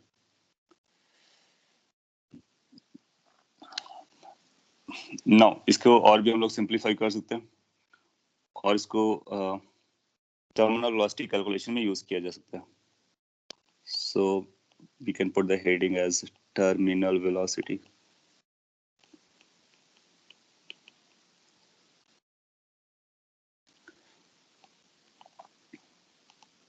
Terminal velocity को vt लोग लिख लेते हैं और कई बार v नॉट लिख लेते हैं, जो भी आप लिखेंगे चलेगा. सो टर्मिनल वेलोसिटी क्या होती है? टर्मिनल वेलोसिटी वो केस होता है कि जब कोई भी स्फेरिकल बॉडी या फिर कोई भी बॉडी किसी विस्कस फ्लूइड पे मूव कर रही होती है, तो एक स्टेज के बाद वो उसकी वेलोसिटी बढ़ना बंद हो जाती है या चेंज होना बंद हो जाती है. फिर उसके बाद इनफाइनाइट टाइम के लिए या फ्यूचर के लिए वो एक कांस्टेंट वेलोसिटी से चलती है. whatever that constant velocity is, that's known as a terminal velocity because that is last velocity जिसके जिसके साथ ये चल रहा है. फिर वेलोसिटी चेंज होना बंद हो जाता है. सो इसको अगर हम लोग समझना चाहें तो कैसे समझ सकते हैं? लेट्स से ये स्फेरिकल बॉडी है, आप रेनट्रॉप को भी समझ सकते हो, और ये किसी मीडियम पर है. तो ये जिस मीडियम पर है उसकी डेंसिटी, मीडियम की डेंसिटी है रो मीडियम. लिक्विड भी लिख सकता हूँ मैं, बट यहाँ पे मीडियम को यूज कर रहा हूँ. ये जो बॉडी है, इस बॉडी की या ऑब्जेक्ट की डेंसिटी को हम रो ओ लिख रहे हैं, ओ ऑब्जेक्ट की डेंसिटी. ये पूरा मीडियम है, may be water, may be gas, may be alcohol, may be any other fluid medium. इस पर इसको आपने रिलीज किया है तो ये फॉल कर रहा होगा, तो इसका हम फ्री बॉडी डायग्राम बनाने में इंटरेस्ट रखते हैं. लेट्स से ये डाउन साइड मूव कर रहा है. अगर ये डाउन साइड मूव कर रहा है तो इस पर्टिकुलर इंस्टेंट पर इसके पास वेलोसिटी v है. इन केस इसके पास वेलोसिटी v है तो कौन कौन से फोर्स ये एक्सपीरियंस कर रहा होगा वो यहाँ पे ड्रॉ करता हूँ मैं. एक फोर्स जो एक्सपीरियंस कर रहा होगा वो mg, ग्रेविटी वाला सिचुएशन है. सो mg will be acting down side. You must be agreeing with this. इसके अलावा आप देखोगे कि कोई और फोर्स तो आप डायरेक्टली कॉन्टेक्ट में लगा नहीं रखा है, जैसे कि स्ट्रिंग नहीं है, स्प्रिंग नहीं है, और भी कुछ स्टोरी नहीं है. तो लेकिन ये मीडियम पर है, फ्लूइड मीडियम पर है, तो फ्लूइड मीडियम इस पर एक फोर्स लगाएगा जिसको हम बॉयंसी फोर्स कहते हैं. So buoyancy force will be acting in the upward direction. Buoyancy force कब एक्ट करता है? बॉयंसी फोर्स तब एक्ट करता है जब कोई भी ऑब्जेक्ट किसी भी मीडियम पर होती है, फ्लूइड मीडियम पर होती है. सो एक बॉयंसी फोर्स एक्ट करेगा. फिर इसके बाद सिंस ये मूव कर रहा है तो विस्कस फोर्स तब आता है जब रिलेटिव वेलोसिटी होती है, यानी मूवमेंट हो रहा होता है, और वेलोसिटी डाउन साइड है तो एक अपोजिट डायरेक्शन में फोर्स एक्ट करेगा जिसका नाम होगा विस्कस फोर्स. इसके एफबीडी में आप पाओगे कि ये फोर्सेस एक्ट कर रहे होंगे.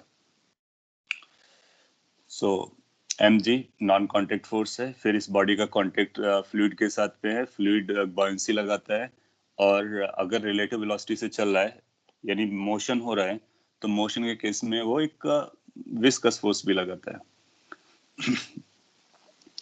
अगर किसी भी इंस्टेंट पर आपको इसका एक्सेलरेशन कैलकुलेट करना है, एक्सेलरेशन डाउन साइड जाने वाला एक्सेलरेशन, सो हम लोग ऐसा बोल सकते हैं कि net force down side is going to be F net. अगर आप लोग लिखना चाहें तो लिखेंगे mg minus buoyancy minus viscosity. ये जो नेट फोर्स आएगा it must be equal to m into A. So कभी भी एक्सेलरेशन कैलकुलेट करना होगा इसको आप यूज कर सकते हो. जहां तक बॉयंसी लिखने की बात है तो how to write buoyancy? Buoyancy can be written as volume of the body into density of the medium into g. Volume of the body कितना लिखा जा सकता है? 4/3 पाई आर क्यू, क्योंकि ये स्फेरिकल है, और density of medium that means liquid into G लिखा जा सकता है. जहां पर अगर आपको mg फोर्स को अगर रीराइट करना है तो mg को लिख सकते हैं volume into density of the object into G. Density volume को अगेन हम 4/3 पाई आर क्यू में कन्वर्ट कर सकते हैं, density of object into G लिख सकते हैं.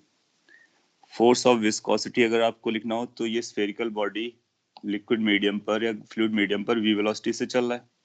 इसको आपने अभी जस्ट लर्न किया है कि ये स्टोक्स लॉ के अकॉर्डिंग आएगा, तो ये आएगा 6 पाई ईटा आर वी. ये आपके पास फोर्सेस हो गए. इन सबको आप यहाँ पे सब्सटीट्यूट कर सकते हो, मास को भी रख सकते हो, एक ही वैल्यू आपको पता चल जाएगी. सो ये आप किसी भी सिचुएशन पे आप इसको यूज कर सकते हो. हाँ, अगर आपसे टर्मिनल वेलोसिटी की बात करता है तो टर्मिनल वेलोसिटी में फिर ये इक्विलिब्रियम पर आ जाएगा, क्योंकि terminal velocity is a constant velocity, तो फिर हम एक्सेलरेशन को जीरो कर देंगे. अभी तक जो मैंने इक्वेशन बनाया है वो जनरल केस के लिए किसी भी सिचुएशन में आप लिख सकते हो. ऐसा भी हो सकता है कि जब वो एक्सेलरेट कर रहा हो उस टाइम पर ये आपसे पूछता है कि बताइए कितना एक्सेलरेशन चल रहा है. सो जब टर्मिनल वेलोसिटी आ जाएगी तो इक्विलिब्रियम आ जाएगा. समझते हैं कि क्या चल रहा है। देखो mg का फोर्स जो होता है वो कांस्टेंट होता है, fb का फोर्स होता है कांस्टेंट होता है। अगर ये आप पाओगे कि अगर डेंसिटी ऑफ ऑब्जेक्ट ज्यादा है डेंसिटी ऑफ मीडियम से, तो केवल इन दोनों फोर्स की वजह से ये कांस्टेंट एक्सेलरेशन से नीचे आना चाहेगा, कांस्टेंट एक्सेलरेशन से नीचे आना चाहेगा। लेकिन क्या हो रहा है कि अपने पास एक वेरिएबल फोर्स है।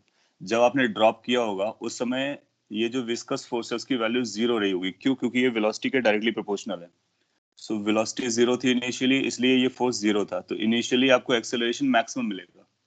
फिर क्या होता है कि जब एक्सेलरेशन रहता है तो वेलोसिटी बढ़ती है, वेलोसिटी बढ़ने से ये विस्कस फोर्स बढ़ता है, तो विस्कस फोर्स बढ़ने से एक्सेलरेशन कम होता है। सो वेलोसिटी बढ़, जैसे जैसे वेलोसिटी बढ़ती है एक्सेलरेशन कम होता रहता है, कम होता रहता है, कम होता रहता है। एक ऐसी सिचुएशन आती है जब एक्सेलरेशन कम होते होते जीरो हो जाता है। तो जब एक्सेलरेशन जीरो हो गया उस केस में ये सारे फोर्सेस बैलेंस हो गए, सारे फोर्सेस बैलेंस हो गए, तो इसके बाद में एक्सेलरेशन फिर फर्दर भी जीरो रहेगा। एक्सेलरेशन फर्दर जीरो रहेगा, वेलोसिटी नहीं चेंज होगी, ये भी चेंज नहीं होगा, यानी कोई चेंज नहीं होगा। उसके बाद फिर वेलोसिटी कांस्टेंट रह जाती है। उसी कांस्टेंट वेलोसिटी को आप टर्मिनल वेलोसिटी कहते हो। So how this terminal velocity is being attained? Because of higher acceleration initially, then increase in the velocity, then increase in the resistance force or viscous force, which opposes the acceleration, which reduces the acceleration, brings it to zero. Once it becomes zero, there is no change in anywhere. Hence, A remains zero forever. Hence, velocity remains constant forever. That velocity is terminal velocity. So अगर आपको terminal velocity निकालना है तो फिर क्या करना होगा? इसको जीरो कर देना होगा। सो फॉर एट इक्विलिब्रियम, अगर हम एट इक्विलिब्रियम बोलना चाहें या फिर टर्मिनल केस के बारे में बात करना चाहें, इक्विलिब्रियम का मतलब हुआ terminal case.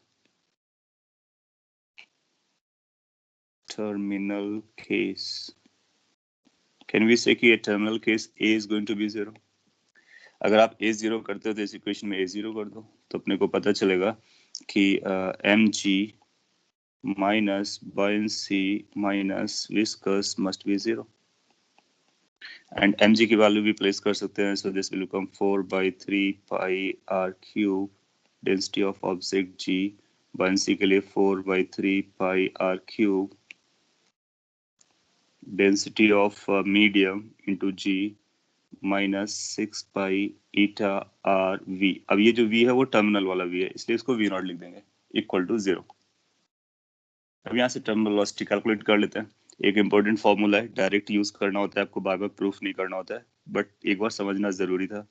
Are V naught is equal to, यहाँ से आप कुछ कॉमन ले लो, 4/3 pi R cube rho object minus rho medium into जी।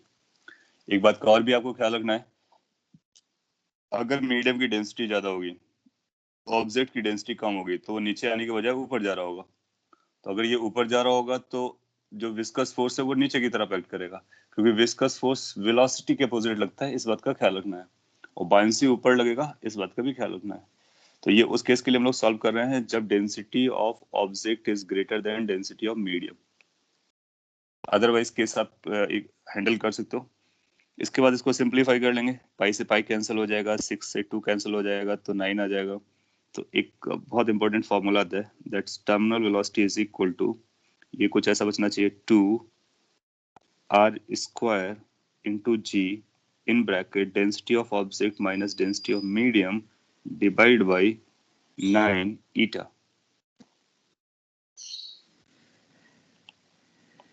ये भी हो सकता है आप लोगों ने यूनिट एंड डायमेंशन में यूज किया हो, नहीं किया होगा तो इस पे भी यूनिट एंड डायमेंशन से रिलेटेड क्वेश्चन पूछ सकता है। So that's the terminal velocity, v nought is equal to r square g डेंसिटी of object minus density of medium, particularly liquid or gas, divided by 9 eta। और ये इस calculation से आता है, तो इसको कॉपी कर सकते हो। और अब अगर आप इस फॉर्मूले के अकॉर्डिंग रेन ड्रॉप्स का वेलोसिटी एस्टिमेट करोगे तो वही आंसर आ जाएगा। उसकी रेडियस जो होती है रेन ड्रॉप्स की, आप देख सकते हो फ्यू सेंटीमीटर होती है और मिलीमीटर्स में होती है। सेंटीमीटर और मिलीमीटर ऑर्डर के इसको रखिए, ईटा की वैल्यू जो वाटर के लिए होता है उसको रखिए, डेंसिटी ऑफ मीडियम में डेंसिटी ऑफ एयर होगी जो कि रिजेक्ट कर सकते हो आप, और डेंसिटी ऑफ ऑब्जेक्ट मतलब डेंसिटी ऑफ वाटर हो जाएगी, वहां से अपने को आंसर पता चल जाएगा। Medium air rain drop case में जो ऑब्जेक्ट होगी वो वाटर होगा। क्यों? क्योंकि वाटर स्फेरिकल बॉडी के फॉर्म में आ रहा है, और मीडियम कौन सा होगा? एयर होगा।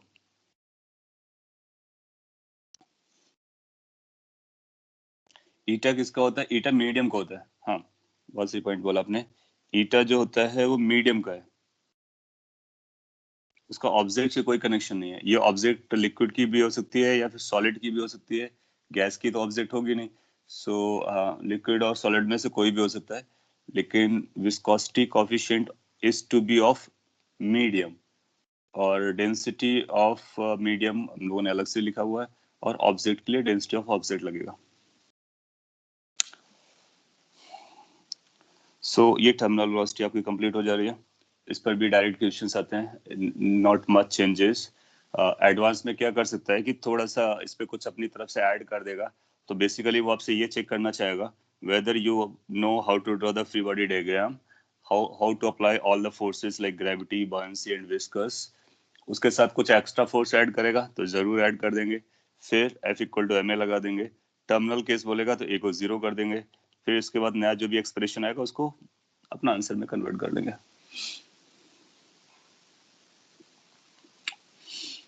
ओके, सो जितना आपने कॉपी कर लिया होगा, आपके कमेंट्स देख लेते हैं। इक्विलिब्रियम वाली बात हम लोगों ने कर ली है।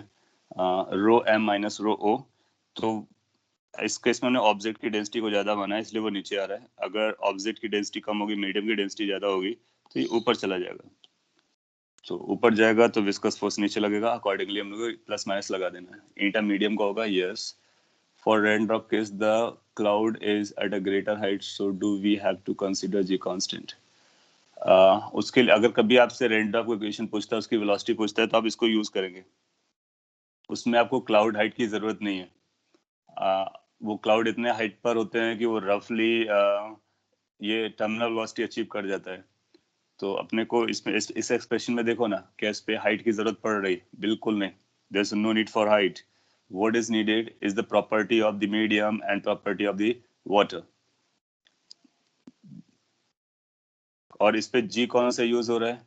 इस केस में जो जी यूज हो रहा है वो ग्राउंड का यूज हो रहा है, क्योंकि टर्मिनल केस पे आप निकाल रहे हो, लास्ट केस पे निकाल रहे हो। हाँ, इसके कैलकुलेशन में जी को कांस्टेंट ट्रीट किया गया है, क्योंकि इस वाले केस में हम लोगों ने एमजी को कांस्टेंट ट्रीट किया है। सो आपसे ऐसा पूछ सकता है कि whether in this formula G has been treated as a constant और वेरिएबल, तो आप बोलोगे कि it has been treated as a constant. Suppose कर लीजिए बहुत हार्ड क्वेश्चन एडवांस में बनाता है और उसका इंटरेस्ट आता है कि ठीक है हम चेक करते हैं आपसे डीपर नॉलेज, तो क्या कर सकता है कि ऐसा बोल सकता है कि क्लाउड की हाइट लेट से 10 किलोमीटर है और ग्रेविटी वेरी कर रही है। तो फिर क्या करोगे कि फिर आप इस इक्वेशन को लगाओगे, और टर्मिनल केस बोलता है तो फिर हालांकि फिर उस केस में टर्मिनल नहीं बोलेगा, फिर इससे रिलेटेड आपसे क्वेश्चन पूछ सकता है। तो फिर वो किसी हाइट पर ड्रॉप का एक्सेलरेशन पूछ सकता है, किसी हाइट पर ड्रॉप का एक्सेलरेशन पूछ सकता है, जो आपसे इजीली कैलकुलेबल हो जाएगा।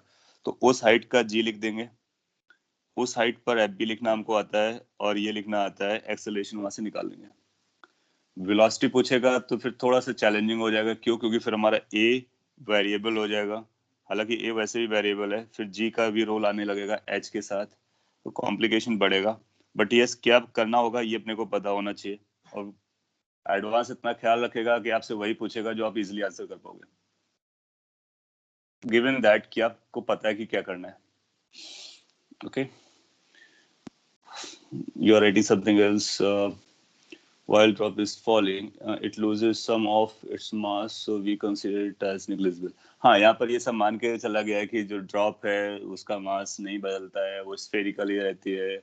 बाकी एयर जो ब्लो कर रहा है उसको इग्नोर कर दिया गया है।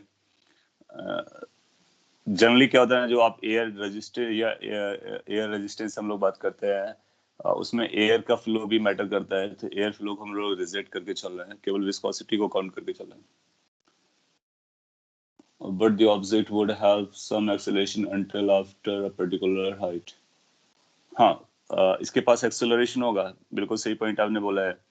वो आपसे बोलेगा कि क्या ये रेन ड्रॉप जहाँ से क्लाउड से ही कांस्टेंट वेलोसिटी से आ रहा है? आप बोलोगे नहीं। फिर आपसे पूछेगा कि उसके एक्सेलरेशन के साथ क्या हो रहा है, बढ़ रहा था, कम रहा था, हो रहा था, क्या हो रहा था? आप बोलोगे कि पहले उसका एक्सेलरेशन ज्यादा था, then it is decreasing decreasing decreasing to 0। फिर एक हाइट आती है जहां पर इसका एक्सेलरेशन 0 हो जाता है। जिस लोकेशन से ये एक्सेलरेशन 0 होता है उसके ऑनवर्ड्स ये टर्मिनल वेलोसिटी गेन करके चलता है। फिर आप लिखते हो वेरिएबल जी केस में इंटीग्रेशन यूज होगा ना। हाँ, सो वेरिएबल केस आएगा तो उसके लिए हमको इंटीग्रेशन यूज करना पड़ेगा अगर वो वेलोसिटी पूछता है आपसे तो।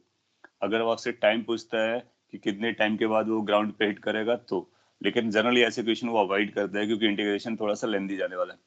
बट अगर जरूरत पड़ती है तो आपको वही करना पड़ेगा प्रॉपर इंटीग्रेशन के साथ में। लेकिन अगर उसने एक्सेलरेशन पूछा तो हमको इंटीग्रेट करने की जरूरत नहीं है। क्यों? क्योंकि एक्सेलरेशन के लिए ये इक्वेशन लग रही है। जिस हाइट पर एक्सेलरेशन आपसे पूछेगा उस हाइट का आपको ग्रेविटी डायरेक्ट पता होता है। Gravity at a particular height we have understood. Gravity at a particular height is given as g divide by 1 minus h upon r का होल स्क्वायर। ग्राउंड मतलब जो डिनोमिनेटर के स्क्वायर करना होता है। सो उस पर्टिकुलर हाइट का g पता चल जाएगा, ये पता चल जाएगा, ये पता चल जाएगा, एक्सेलरेशन डायरेक्टली पता चल जाएगा। तो अगर वो आपसे एक्सेलरेशन पूछेगा तो वेलोसिटी दे के बताएगा। और अगर आपसे कुछ ऐसे पूछता है कि लाइक जिसमें हमको इंटीग्रेशन की जरूरत पड़ती है, जैसे वेलोसिटी पूछता है, तो फिर हमको इंटीग्रेट करने की जरूरत पड़ेगी। क्यों? क्योंकि इसके साथ वेलोसिटी होगी तो फिर हम इसको भी dv बाई डी एच के फॉर्म में लिखेंगे। अब देखोगे ए को कौन सा फॉर्मूला लिखना सुटेबल होगा। ए को dv upon D H into V, ये लिखना सुटेबल होगा। Can we calculate terminal height? Yes, we can calculate terminal height. उसके लिए फिर ये सब इंटीग्रेशन करने की जरूरत पड़ सकती है। अगर इंटीग्रेशन की जरूरत पड़ती है तो मैं आपको हिंट दे दे रहा हूँ कि ए के लिए हम लोग क्या यूज करेंगे। ए के लिए यूज करेंगे v dv by D H. ऐसा क्यों? क्योंकि g में h आ रहा है और f ईटा में v आ रहा है। तो अपने को v और h में एक इक्वेशन बना के रखनी है। यहाँ से theoretically velocity as a function of h निकाला जा सकता है। Velocity as a function of height. एक बार हमको velocity as a function of height पता चला तो हम वेलोसिटी को टर्मिनल वेलोसिटी रख देंगे। जैसे ही वेलोसिटी को टर्मिनल वेलोसिटी रखेंगे तो whatever the height is going to come in, that will become the terminal height, यानी हाइट जिस पर वो टर्मिनल वेलोसिटी को गेन करता है। लेकिन आप पाओगे, अगर आप घर पे ट्राई करते हो तो आप पाओगे कि इतना इजी क्वेश्चन नहीं बनेगा, थोड़ा सा चैलेंजिंग बनेगा। हाँ, अगर आपने इंटीग्रेशन पढ़ रखा है फर्स्ट ऑर्डर का, लीनियर इक्वेशन का, तो फिर आप कर सकते हो क्योंकि ये कुछ वैसा ही बनने वाला है। इनफैक्ट उससे भी थोड़ा सा कॉम्प्लिकेटेड बनने वाला है। सो फिजिक्स में इतना ज्यादा आपसे इंटीग्रेशन टेस्ट नहीं करता है, इसलिए वो कॉन्सेप्ट पे ज्यादा फोकस करेगा रादर देन इंटीग्रेशन पे। ओके, अगर ये क्लियर हो गया हो तो हम लोग आगे बढ़ जाते हैं। तो विस्कोसिटी के जो मेजर पॉइंट्स है वो हम लोग कवर कर चुके हैं। इसके बाद जो पाइप से फ्लो वाला है केस, वो ऐसा सिलेबस में नहीं बोलते हैं लोग, लेकिन फिर भी आपसे क्वेश्चन पूछ सकता है, तो हम लोग उसको भी डिस्कस कर लेते हैं। फिर आप लिखते हो how can we find height. तो उसके लिए मैंने आपको एक आइडिया दिया कि हाइट कैसे पता कर सकते हो। वर्क एनर्जी थ्योरम से आ सकता है। हाँ, आप वर्क एनर्जी थ्योरम भी लगा सकते हो, बिल्कुल, क्योंकि work energy theorem is true everywhere.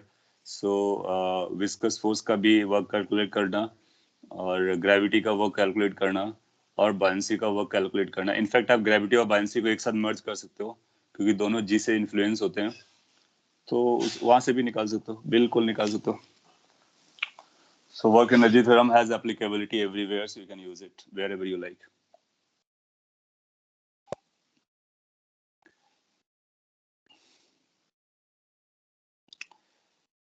So इसके बाद में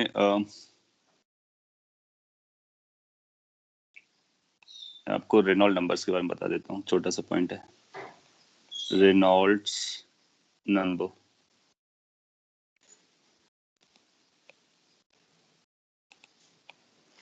सो जब कोई लिक्विड किसी पाइप से फ्लो कर रहा होता है तो उस केस में हम लोगों ने बात किया था कि फ्लूइड फ्लो जो हो सकता है वो that can be laminar flow, that can be turbulent flow, or can be this transitional flow. So let's say pipe से कोई लिक्विड फ्लो कर रहा है किसी वेलोसिटी v से, और इस पाइप का डायमीटर d है, और इस पे जो लिक्विड फ्लो कर रहा है वो विस्कस लिक्विड है, उसकी विस्कोसिटी 8 है। तो आप एक नंबर यूज करते हो, Reynold number. Reynold number is given as rho V D divide by eta.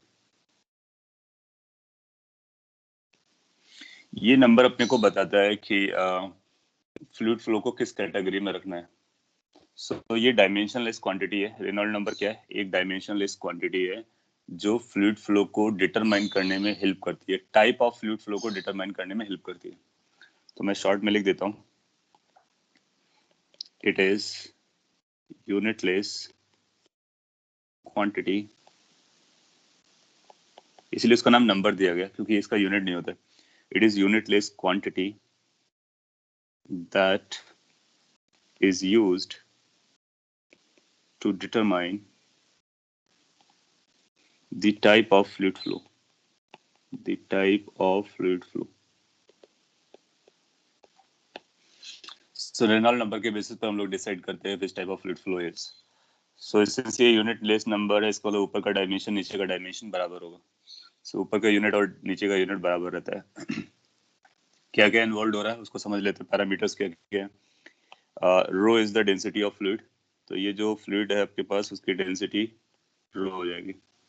Viscosity of the fluid दिख रहा है, velocity of the pipe fluid, fluid through the pipe वो भी आपको दिख रहा है। D is the diameter of the pipe, so d is the diameter of the pipe, v is the velocity of the fluid flow, rho is the density of the fluid, eta is the viscosity of the fluid. कई बार ऐसा term use करेगा, viscosity को दो नाम से बुलाता है, तो ये जो ईटा, ये विस्कोसिटी कोएफिशिएंट होता है, इसको कई बार हम लोग विस्कोसिटी भी बोल सकते हैं। So this eta is sometimes called dynamic viscosity. और सिंपली विस्कोसिटी, जब कोई विस्कोसिटी बोलेगा उसको हम ईटा समझेंगे, उसको डायनामिक विस्कोसिटी बोलते हैं। और एक और टर्म यूज हो जाता है कई बार, ईटा को अगर हमने डेंसिटी से डिवाइड कर दिया तो this is called kinematic viscosity. So अगर कभी काइनेमेटिक विस्कोसिटी टर्म यूज करता है तो अपने को ईटा बाई डेंसिटी यूज करना है। इसको अलग अलग नंबर से यूज करते हैं, कई बार म्यू से लिखता है, कई बार न्यू से लिखता है। तो जो भी टर्म यूज करेगा वो आप मान लेंगे, म्यू और न्यू। लेट्स हम लोग म्यू यूज कर ले रहे हैं। सो म्यू को हम लोग काइनेटिक विस्कोसिटी बोल रहे हैं, काइनेमेटिक विस्कोसिटी बोल रहे हैं, और ये डायनामिक विस्कोसिटी है। तो रेनॉल्ड नंबर को अगर आप काइनेमेटिक विस्कोसिटी के टर्म में लिखोगे, Reynold number can also be written as, आप देखोगे ये डेंसिटी को नीचे ले आओगे तो फिर चलेगा। तो ये velocity d divide by mu, तो इस तरह से भी लिखा जा सकता है।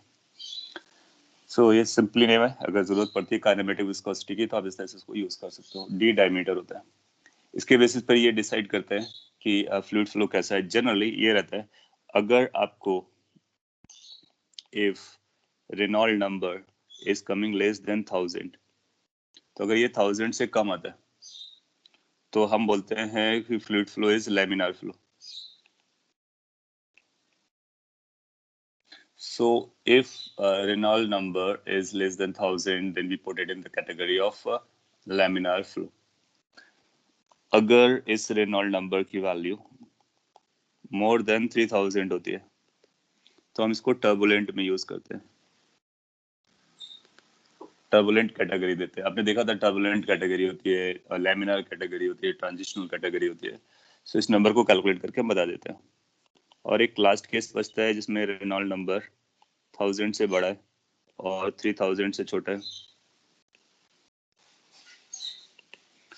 तो इसको हम लोग ट्रांजिशनल कैटेगरी में रख लेते हैं। Transitional category. कुछ टेक्स्ट इस नंबर को थोड़ा बहुत डिफर करते हैं तो चलता है। आपको क्या करना होगा, कभी भी अगर आपसे क्वेश्चन पूछेगा कि बताइए किस तरह का फ्लो है, तो आप रेनॉल्ड नंबर निकालेंगे और अगर उसकी वैल्यू 1000 से कम आती है तो उसको लैमिनार कैटेगरी में रखेंगे, स्ट्रीमलाइन में रखेंगे, और 3000 से ऊपर आती है तो टर्बुलेंट में रखेंगे, इन बिटवीन आती है तो ट्रांजिशनल में रखेंगे। इस तरह से आप कर सकते हो। मोरओवर कई बार थ्योरेटिकल क्वेश्चन पूछता है कि रेनॉल्ड नंबर कि ये फ्लूइड फ्लो कब टर्बुलेंट होगा, कब ट्रांजिशनल होगा और कब लैमिनार होगा। तो आप देख सकते हो कि अगर रेनॉल्ड नंबर की वैल्यू, अगर ये रेनॉल्ड नंबर की वैल्यू बढ़ जाएगी तो फिर ये टर्बुलेंट नेचर गेन करेगा। और बढ़ने के लिए वजह क्या होनी चाहिए, अगर इसको बढ़ना है तो अगर डेंसिटी ज्यादा होगी तो बढ़ सकता है। तो अगर फ्लूइड को आपने हायर डेंसिटी से रिप्लेस कर दिया तो ये जल्दी टर्बुलेंसी गेन करेगा। या फिर आपने फ्लो वेलोसिटी बढ़ा दिया, अगर आपने फ्लो वेलोसिटी बढ़ाया है इसका मतलब है कि टर्बुलेंट होने के चांसेस ज्यादा है। डायमीटर को बढ़ा दिया, टर्बुलेंट होने के चांसेस ज्यादा हैं। विस्कोसिटी को कम कर दिया, टर्बुलेंट होने के चांसेस ज्यादा हैं। जनरली क्या होता है, लिक्विड अगर आपका फिक्स है तो डेंसिटी और विस्कोसिटी फिक्स हो गया। पाइप आपका फिक्स रहता है तो डी फिक्स हो गया। जनरली बदलता क्या है, वेलोसिटी। तो मोस्ट लाइकली आपसे जो क्वेश्चन पूछता है वेलोसिटी के टर्म में पूछता है। Higher the velocity what happens, तो अगर आप वेलोसिटी को बढ़ाते हो तो टर्बुलेंसी बढ़ने के चांसेस ज्यादा होते हैं। वेलोसिटी को कम करते हो तो टर्बुलेंसी कम होगी, लैमिनार नेचर ज्यादा आएगा, क्योंकि वेलोसिटी ज्यादा मींस रेनॉल्ड नंबर ज्यादा। ये प्रीवियस स्लाइड है और लास्ट स्लाइड है जो अभी मैंने बनाया, इसके बेसिस पर आप डिसाइड कर सकते हो।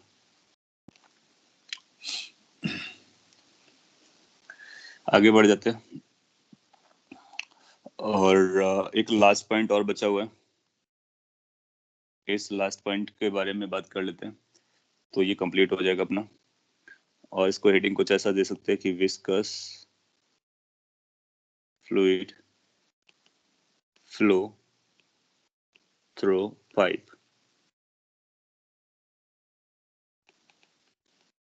इसका डेरिवेशन आप चाहोगे तो हम लोग कर लेंगे, और अगर आप नहीं चाहेंगे तो आपकी चॉइस है, बट फॉर्मूला अपने लिए इम्पोर्टेंट है।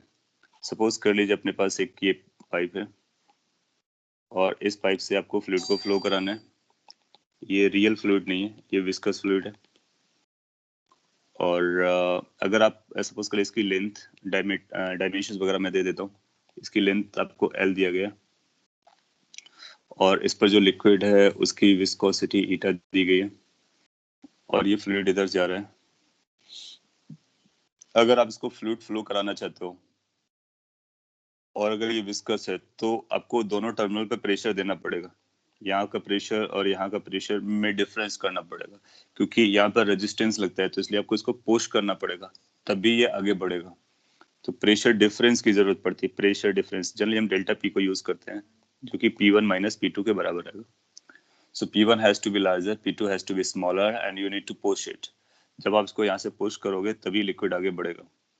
और अगर कांस्टेंट वेलोसिटी से मूव करना चाहते हो तो एक कांस्टेंट प्रेशर डिफरेंस मेंटेन करना पड़ता है। सो उस प्रेशर डिफरेंस के को हम डेल्टा पी बोल रहे हैं। एल उसकी लेंथ है, विस्कोसिटी आपको दिया गया है। तो फॉर्मूला अपने को दिया देता है कि कितना वॉल्यूम फ्लो रेट है। सो वॉल्यूम मैं यहाँ पे लिख देता हूँ, वॉल्यूम फ्लो रेट। इसको अगर हम क्यू से लिखते हैं, ये dv बाई dt है, that means rate of change of volume with respect to time. इसकी जो वैल्यू आएगी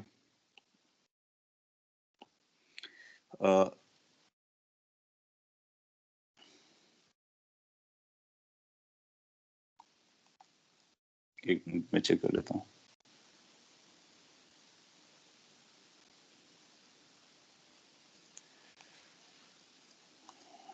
स्क्रीन स्टॉप हो गया, मैं इसको रीशेयर कर रहा हूँ।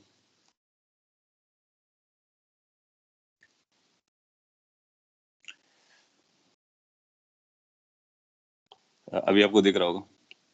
सो ये जो वॉल्यूम फ्लो रेट होता है उसको क्यू बोलेंगे, और ये वॉल्यूम फ्लो रेट का जो फॉर्मूला है Q is equal to that is given as pi. ये जो पाइप है इसकी रेडियस की जरूरत पड़ती है, तो इस पाइप की रेडियस लेट से स्मॉल आ रहा है या कैपिटल आ रहा है, जो भी आप यूज करना चाहें। आर को यहाँ पे हम यूज नहीं कर रहे तो कैपिटल आर भी यूज कर सकते हैं। सो ये बनेगा pi R raise to power 4 delta P divided by 8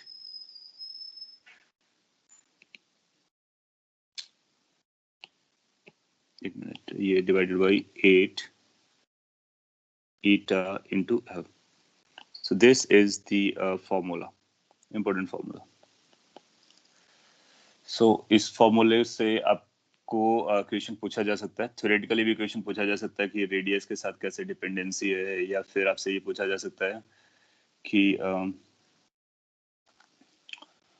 pressure difference के साथ कैसे इसकी डिपेंडेंसी है, या फिर ये पूछा जा सकता है कि विस्कोसिटी के साथ क्या डिपेंडेंसी है, लेंथ के साथ क्या डिपेंडेंसी है। तो इस तरह के पॉइंट्स आपसे पूछे जा सकते हैं।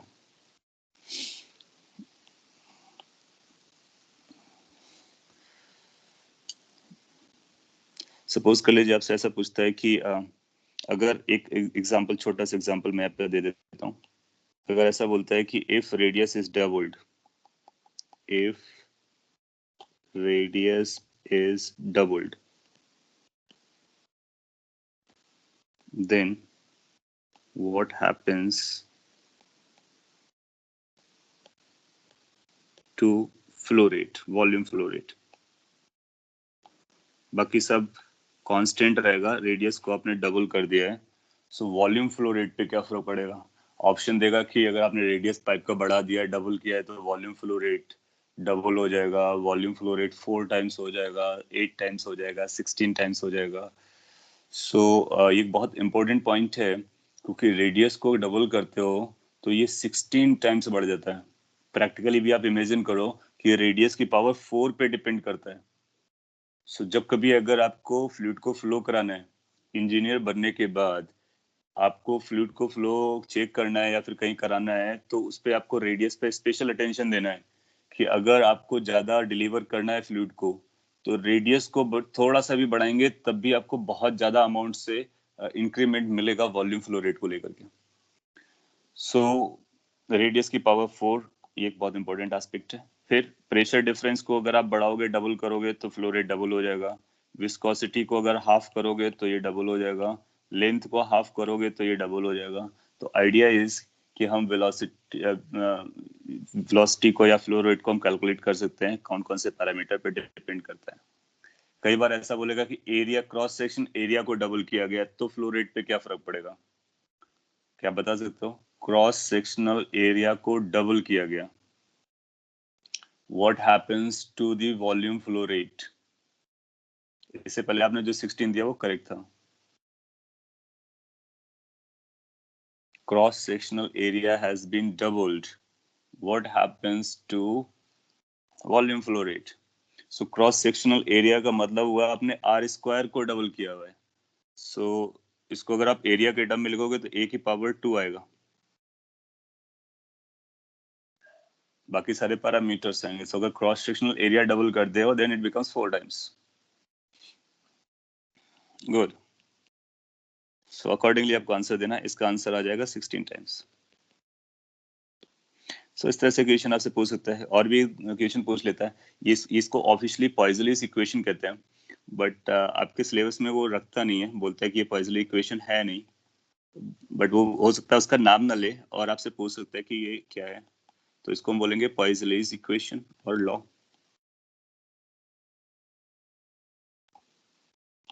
इसका प्रूफ भी हम लोग कर सकते हैं, लेकिन प्रोबेबली आज हो नहीं पाएगा कि टाइम का शॉर्टेज है। और इसको प्रूफ में आपको काफ़ी इंटरनल चीज़ें एक्सपीरियंस करने को मिलेंगी कि यह किस तरह से फ्लो करता है। वेलोसिटी प्रोफाइल के बारे में बात पता चलेगी कि वेलोसिटी प्रोफाइल, इसकी जो वेलोसिटी प्रोफाइल है हम लोगों ने अभी बात की थी स्टार्टिंग में, इसकी वेलोसिटी प्रोफाइल पैराबोलिक आती है। सो सेंट्रल वेलोसिटी सबसे ज़्यादा होती है, फिर कम होती है, फिर कम होती है, फिर कम होती है। तो ये वेलोसिटी प्रोफाइल की वैल्यू भी हम लोग प्रूफ कर सकते हैं और इसको भी प्रूफ कर सकते हैं। कैसा क्वेश्चन आएगा? एक क्वेश्चन मैं आपको सॉल्व करके दिखा देता हूँ और एक या दो क्वेश्चंस, इसके बाद में नेक्स्ट क्लास में आप चाहोगे तो इसका प्रूफ कर लेंगे, वरना फिर हम लोग इलास्टिसिटी को आगे बढ़ेंगे। आपने लिखा है कि what is Poisson ratio.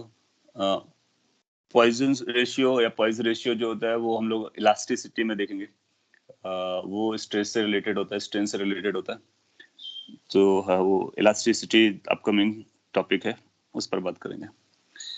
Do we have to remember viscosity constant of all liquids? ना, आपको किसी को याद नहीं रखना है विस्कोसिटी कांस्टेंट की वैल्यू या उसके जो कोएफिशिएंट की वैल्यू हो, वो आपको एग्जाम में दी जाएगी। You need not to remember anything. हाँ, डेंसिटी ऑफ वाटर है उतना जरूर आप याद करोगे। विस्कोसिटी का ये लास्ट टॉपिक है, पॉइजन्स लॉ, और इसके डेरिवेशन को हम लोग देख सकते हैं, और इससे ज्यादा विस्कोसिटी में आपसे नहीं पूछेगा।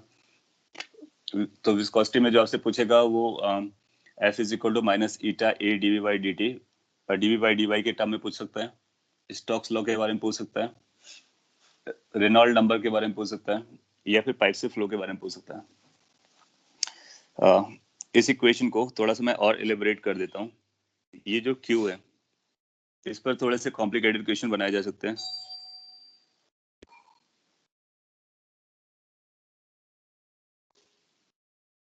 सो ये जो वॉल्यूम फ्लो रेट है,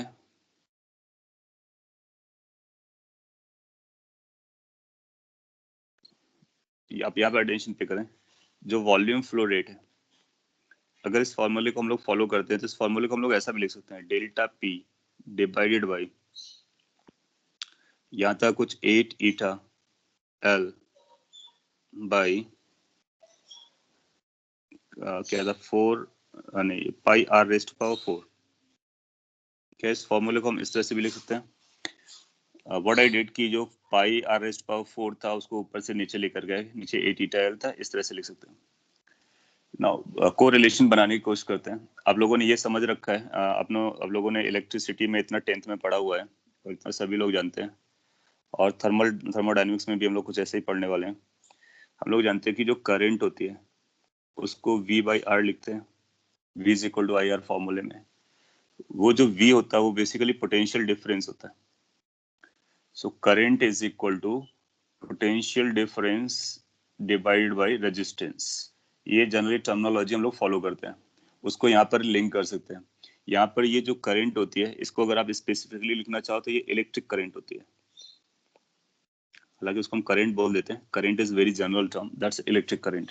इलेक्ट्रिक करंट को ड्राइव करने के लिए पोटेंशियल डिफरेंस की जरूरत पड़ती है, और पोटेंशियल डिफरेंस को जो रेजिस्टेंस प्रोवाइड करता है वो इलेक्ट्रिक रेजिस्टेंस है।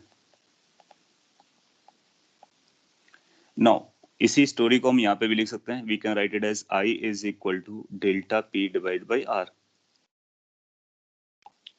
इस इक्वेशन को भी हम ऐसा लिख सकते हैं, जहां पर इस I का नाम देंगे हम वॉल्यूम करंट और फ्लो करंट।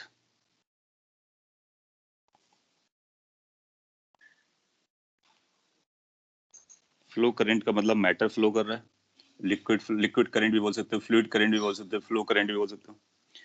फ्लो करंट के लिए या फिर लिक्विड करंट को मूव कराने के लिए जो डिफरेंस चाहिए होता है वो प्रेशर, पोटेंशियल डिफरेंस नहीं, प्रेशर डिफरेंस चाहिए होता है, क्योंकि pressure difference is responsible for flow current, और उसके लिए रेजिस्टेंस चाहिए होता है, पाइप रेजिस्टेंस। इस कोरिलेशन के साथ आपसे कई सारे क्वेश्चन पूछ सकता है कि लाइक पाइप का combination, series combination of pipe, parallel combination of pipes. तो जिस तरह से यहाँ पर हम रेजिस्टेंस के कॉम्बिनेशन से इक्विवेलेंट रेजिस्टेंस कैलकुलेट करते थे, एग्जैक्टली सिमिलर तरीके से यहाँ पर भी हम इक्विवेलेंट रेजिस्टेंस कैलकुलेट करके सॉल्व कर सकते हैं।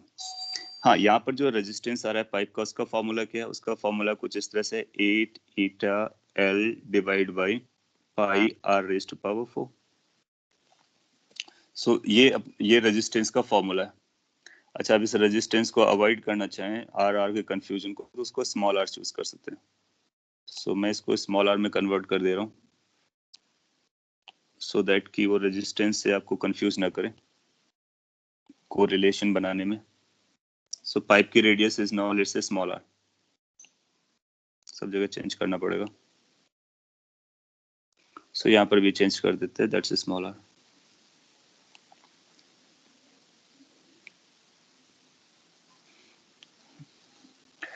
Are you getting my point? So इस तरह से हम इसका रेजिस्टेंस यूज कर सकते हैं। आपको 2 मिनट लगेगा, एक लास्ट क्वेश्चन मैं ट्राई कर देता हूँ जिसमें ये रेजिस्टेंस कैसे कैलकुलेट करते हैं और किस तरह से हम इसको सॉल्व कर लेते हैं, वो इससे समझ में आ जाएगा। तो सपोज कर लीजिए आपको ऐसे एग्जांपल देता है कि अपने पास एक चैनल है, इस चैनल से फ्लूइड फ्लो कर रहा है,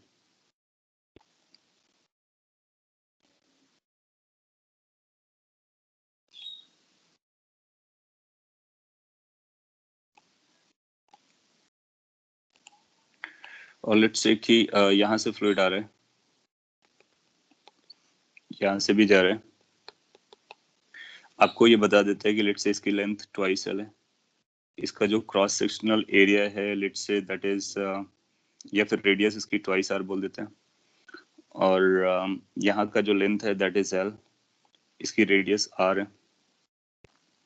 इस पॉइंट का प्रेशर जहां से आप इन कर रहे हो ये लेट से 4 पी नॉट प्रेशर है, नॉट का मतलब कोई नंबर है, यहाँ का प्रेशर पी नॉट है, और लिक्विड की विस्कोसिटी ईटा है, वो सारा कुछ आपको पता है। आपसे पूछता है कि ये जंक्शन पॉइंट का प्रेशर बताइए, find pressure at junction, find pressure at junction.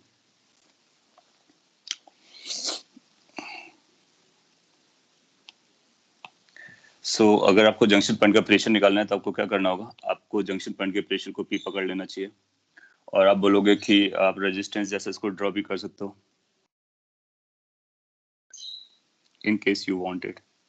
इस पॉइंट का प्रेशर आपको पता करना है, इस पॉइंट का प्रेशर 4 पी नॉट है, यहाँ का पी नॉट है, जस्ट लाइक पोटेंशियल डिफरेंस हुआ करता था। यहाँ से फ्लो रेट आएगा, ये करंट आएगी, तो जो करंट यहाँ से पास करेगी वही करंट यहाँ से पास करेगी, सेम फ्लूइड फ्लो रेट आएगा। इसको आप यूज कर सकते हो।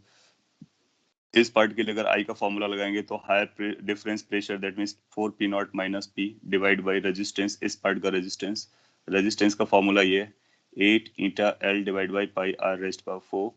तो ये आएगा 8 ईटा, ईटा वही रहेगा क्योंकि फ्लूइड वही है, एल लेंथ के लिए 2l लिखेंगे divide by pi into radius, radius 2r है, 2r रेस्ट पावर 4 कर सकते हो।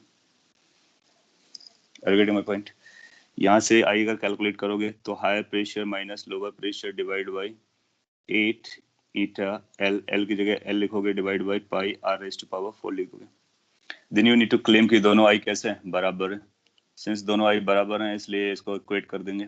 इक्वेट करेंगे तो इसको अगर प्रॉपर्ली लिख लेंगे तो ये बनेगा pi R raised power 4 P minus P naught divide by 8 eta L is equal to pi twice R raised power 4 P not minus P divide by 8 eta into 2l।